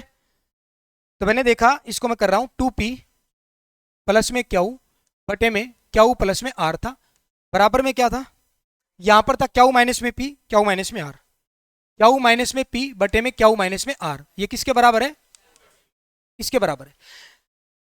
मैं ये समझाना चाह रहा हूं, मैं जो ऑपरेशन ऊपर वालियों पर लगाऊं वही नीचे लगा दूं तो अनुपात 4/3 ही रहेगा, इतना तो मानते हो ना। अब क्वेश्चन देखकर आपको इतना भी समझ में आ गया होगा, ये क्वेश्चन तब काबू में आएगा जब इन 3 में से कम एक वेरिएबल खत्म हो जाए। समझ रहे हो, काबू में तब आएगा जब एक वेरिएबल कम से कम खत्म हो जाए। और एक वेरिएबल को खत्म कैसे किया जा सकता मुझे बताओ, अगर मैं इसमें से इसको माइनस करूं तो देखो क्यू में से क्यू घट जाएगा, यहां पर भी क्यू में से क्यू खत्म हो जाएगा, क्यू खत्म हो जाएगा, समझ पा रहे हो। तो मैं इसमें से इसको माइनस करूंगा तो देखेगा 2p में से एक p, ये माइनस करेंगे ना तो प्लस का बन जाएगा, तो 3p आ जाएगा ऊपर, और क्यू में से क्यू कैंसिल हो जाएगा। समझ पा रहे हो बात को। यहां पर क्यू में से क्यू गया और आर में से माइनस आर कैंसिल करोगे तो प्लस बन जाएगा, तो 2r आ जाएगा। ये किसके बराबर है बेटा, 4/3 के बराबर ही रहेगा। तो आप देखोगे ये p/r कितना आ जाएगा, आपको जी देखो ये तो नीचे आएगा और ये जाएगा ऊपर 8/, समझ पा रहे बात को। अब p/r आ गया 8/9, तो मैं क्यू की वैल्यू नहीं निकाल सकता क्या किसी भी एक इक्वेशन में रख के। अब ऑप्शन पे भी आ जाइए, p/r आया ना हमारा, कितना सा हो गया क्वेश्चन, बिल्कुल इतना सा हो गया। तो वही चीज मैं कह रहा हूं, कंसेप्ट आपके क्लियर होंगे तो आप कर पाओगे। अब ये सीडीएस में क्वेश्चन आज सारे बच्चों ने इस तरीके से बहुत लेंथी बना दिया, लास्ट में क्वेश्चन को छोड़ भी दिया बहुत सारे बच्चों ने। लेकिन जैसे मैं आपको कह रहा था प्रोपोर्शन जब मैं आपको सिखाऊंगा तो ये कंसेप्ट बहुत अच्छे से डिटेल से बताऊंगा मैं आपको। अभी तो मैंने इस कंसेप्ट का थोड़ा सा बहुत बताया था जो हमारे यहाँ पर काम आने वाला था। ये क्वेश्चन, ये कंसेप्ट जो ना इतना काम का है कि बहुत टेढ़े टेढ़े क्वेश्चन आते हैं रेशियो के, और उनको आप बहुत कम टाइम में लपेट दोगे। कंसेप्ट इतना सा सीखेगा, अगर कुछ रेशियो बराबर हैं तो उन रेशियोज पे जो ऑपरेशन आप ऊपर लगाओगे वही ऑपरेशन नीचे लगाओगे तो भी रेशियो में कोई फर्क नहीं पड़ने वाला। समझ पा रहे बात को। एक और एग्जांपल मैं आपको बता देता हूं, ये क्योंकि एक वेरिएबल खत्म नहीं हो रहा। आप एक बात बताओ, देखो मैं आपको एक और बहुत काम की चीज बताता हूं, प्योर किसी में निकाल लो। जैसे हमने वहां पर बेस पहले वाला मेथड लगाया था, वहां पर एक वेरिएबल हमारा खत्म हो रहा था। अब मैं इसका लॉजिक बताता हूं आपको, मेरी बात सुनना ध्यान से, हर चीज को डिटेल से समझो बेटा। मैं क्यों जोर दे रहा हूं एक वेरिएबल खत्म करना पड़ेगा, क्योंकि अगर इक्वेशन 3 है, इक्वेशन 3 है और वेरिएबल 4 है, इक्वेशन 3 है वेरिएबल 4 है, तो क्वेश्चन सोल्व नहीं हो सकता जब तक एक वेरिएबल को आप खत्म नहीं करोगे। क्वेश्चन तब सोल्व होता है, ध्यान से सुनिएगा, ध्यान से सुनिएगा बेटा, जितनी इक्वेशन हो उतने ही वेरिएबल होंगे। तो ये बात समझ में आई, इक्वेशन बराबर वेरिएबल होना चाहिए। अगर वेरिएबल ज्यादा है तो उस वेरिएबल की वैल्यू या तो कुछ मान लो या फिर उसको हटा दो, एक जितने वेरिएबल फालतू हैं। कहने का मतलब ये है, जैसे मैंने कहा a प्लस में b बराबर है 5 है, और मैं आपसे जानना चाहता हूं a की वैल्यू बताओ भाई कितनी है। क्या आप एक एग्जैक्ट वैल्यू बता पाओगे a की वैल्यू? नहीं बता पाओगे। रीजन इज दैट कि यहां पर इक्वेशन मात्र कितनी है और वेरिएबल कितने हो गए, a और b दो वेरिएबल हो गए। अगर इक्वेशन से ज्यादा वेरिएबल हो जाए ना बेटा, तो आप उस में से किसी एक वेरिएबल का एग्जैक्ट मान नहीं बता पाओगे, बहुत सारे मान हो सकते हैं। मैंने b की वैल्यू 1 मान ली तो a कितना हो जाएगा, b की वैल्यू 2 मानू तो कितना हो जाएगा, b की वैल्यू में 5 मान लेता हूं तो कितना हो जाएगा, b की वैल्यू में -5 मान लूं तो ये कितना हो जाएगा, 10 हो जाएगा। कितने भी वैल्यू मान लो आप, कितने भी, बहुत सारे मान संभव है ना। लेकिन अगर मैं यहीं पर ऐसा लिख दूं, अब इक्वेशन भी दो और वेरिएबल भी दो, अब इनके एग्जैक्ट मान आ जाएंगे, आ जाएंगे कि नहीं आ जाएंगे। अब आपको पता है इनके एग्जैक्ट मान आएंगे, क्या आएंगे, देखो मैंने इन इक्वेशन को जोड़ दिया तो 2a प्लस b से माइनस b कैंसिल, ये कितना बनेगा 7। तो a की वैल्यू 7/2, और a की वैल्यू 7/2 के अलावा कुछ हो ही नहीं सकती इस इक्वेशन में। कुछ और रखोगे तो आंसर गलत हो जाएगा, b का मान गलत आ जाएगा, सेटिस्फाई नहीं करेंगी। कहने का मतलब ये है, इक्वेशन और वेरिएबल की संख्या सेम होगी तो वहां पर उनकी वैल्यू फिक्स निकाल सकते हैं। अगर वेरिएबल ज्यादा है तो एक वेरिएबल को हटाना पड़ेगा या आपको कुछ मान लो उसको। समझ पा रहे बात को। यहां पर इसका लॉजिक यही था। वैसे तो कुछ भी करते हो यार, कभी इनको बराबर रख के कभी इनके बराबर, जैसे हमने किया, या इनको बराबर रख के करोगे, पर क्वेश्चन वहीं पर औकात में आएगा जब एक वेरिएबल इनमें से खत्म हो जाएगा, क्योंकि इक्वेशन मात्र 2 हैं। अब आपको जी 2 कैसे, जितने बराबर के निशान होते ना बेटा उतनी इक्वेशन होती है। ये भी मैंने तरीका बता दिया आपको इक्वेशन पहचानने का। इक्वेशन कितनी है, जितने बराबर के साइन दिखेंगे उतनी इक्वेशन। मैं समझ गया 2 इक्वेशन है, पर इसमें वेरिएबल कितने हैं, 3 है, पी भी है क्यू भी आर है, एक वेरिएबल को हटाना पड़ेगा। समझ पा रहे हो बात को। तो ये तरीका था इस क्वेश्चन को सोल्व करने का। तो मैंने वो, क्योंकि मेरे को इस कंसेप्ट से दिख रहा था, ये कौन सा कंसेप्ट, ये कंसेप्ट लगाया हमने, मेरे को दिख रहा था यार वहां पर क्यू कैंसिल हो सकता है, तो मैंने इस तरीके से क्वेश्चन को सोल्व कर फटाफट आ गया। और एग्जामिनर डिजाइन भी क्वेश्चन इसी तरीके से करता है कि कोई ढंग का लॉजिक लगाए बच्चा तो जल्दी सोल्व हो जाए, बस वो ढंग का लॉजिक लगाना आना चाहिए। है ना, वो चीज आपको देखनी है। फटाफट एक बार इस क्वेश्चन को और कर दो, फिर 5:30 हो गए। देखो कभी भी अब ये अलग टाइप के क्वेश्चन आ गए बेटा, अलग टाइप के क्वेश्चन आ गए तो कैसे करोगे। अब ये क्वेश्चन आपको दिया गया 2a बराबर है 3b बराबर है 5c। आपसे पूछ लिया a b c का रेशियो बताओ। तो आदत के अनुसार पहले एक बार बेसिक बताता हूँ, फिर इसका शॉर्ट ट्रिक। बेसिक ये है, ये सारी चीजें बराबर, मैंने इन सबको k के बराबर मान लिया, किसी एक कांस्टेंट टर्म के बराबर मान लिया k के बराबर। तो इसका मतलब ये हो गया 2a भी k के बराबर है, 3b भी k के बराबर और 5c भी k के बराबर। इसका मतलब यही हुआ ना। तो 2a अगर k के बराबर है तो a की वैल्यू क्या आएगी, k/2। 3b अगर k के बराबर है तो b की वैल्यू क्या आएगी, और 5c अगर k के बराबर तो c की वैल्यू क्या आएगी, यही आएंगी कि नहीं आएंगी। और मुझे एबीसी का रेशियो बताना, a की वैल्यू है जी k/2, b की वैल्यू कितनी है k/3, और c की वैल्यू कितनी है भाई k/5। अब मैं इनका रेशियो निकालूंगा तो देखो ये कट रहा है एक से, ये सारी की सारी कट की वैल्यू। और इसको सोल्व करना हमने सीखा ही था, सीखा था कि नहीं सीखा था। जैसे इसकी वैल्यू बतानी, इसको छुपा लो, 5 दिए 15 एकम 15, 3 को छुपा लो, 5 दूनी 10 एकम 10, 5 को छुपा लो ये 6। तो ये आ गया बेटा इनका रेशियो 15 10 6। ये बेसिक था। अब इसका शॉर्ट ट्रिक क्या सुनो। ये जो आपने छुपा छुपाई वाला खेल यहां पर खेला कि भाई इसको छुपा लिया, इसको इनकी गुणा कर दी, ये डायरेक्ट वहां पर खेलो। अगर ये वैल्यू इक्वल में भी है तो भी आप इसको डायरेक्ट यहां पर इसी खेल के साथ हरा सकते हो। कैसे, जैसे ए की वैल्यू निकालनी, इसको छुपा लो बेटा, 5 दिए 15, इसको छुपा लो, 5 दूनी 10, इसको छुपा लो, 2 तिया। समझ पा रहे हो बात को। अब मुझे आप लोग आंसर बताना ये इस क्वेश्चन का। मैंने कहा 3a बराबर है 2b बराबर 7c। ए बी सी का रेशियो बताओ फटाफट।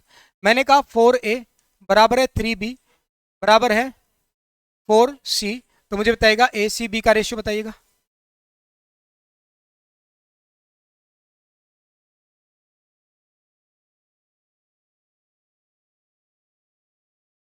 दूसरे का कितना आएगा, 3 4 3।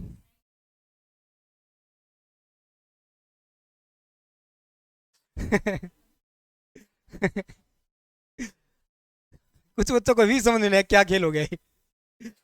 देखो यहां पर ए की वैल्यू बतानी बेटा, ए को छुपा लिया, 7 दूनी, बी की वैल्यू बतानी, बी को छुपा लिया, 7 तिया 21, सी की वैल्यू बतानी, सी को छुपा लिया, 3 दूनी 6। किसी पे कट रहे हैं बेटा ये सारे, तो 14 21 6 अनुपात आ गया। अब यहां पर देखो ए की वैल्यू चाहिए, ए को छुपा लो, 4 तिये, सी की चाहिए, सी को छुपाओ 12, बी की वैल्यू बतानी तो बी को छुपाओ 16। तो ये कितना आ जाएगा, 4 पे काटो, 4 तिये 12, 4 तिये 12, 4 चौके 16, 3 3 4। ये ध्यान में रखना है कि क्या दे रखा पहले, है ना, पहले ए है बी है सी है, यहीं पर खेल खेल देता एग्जामिनर, है ना। तो इन चीजों का ध्यान रखना बेटा। कर लोगे ये तो आंसर।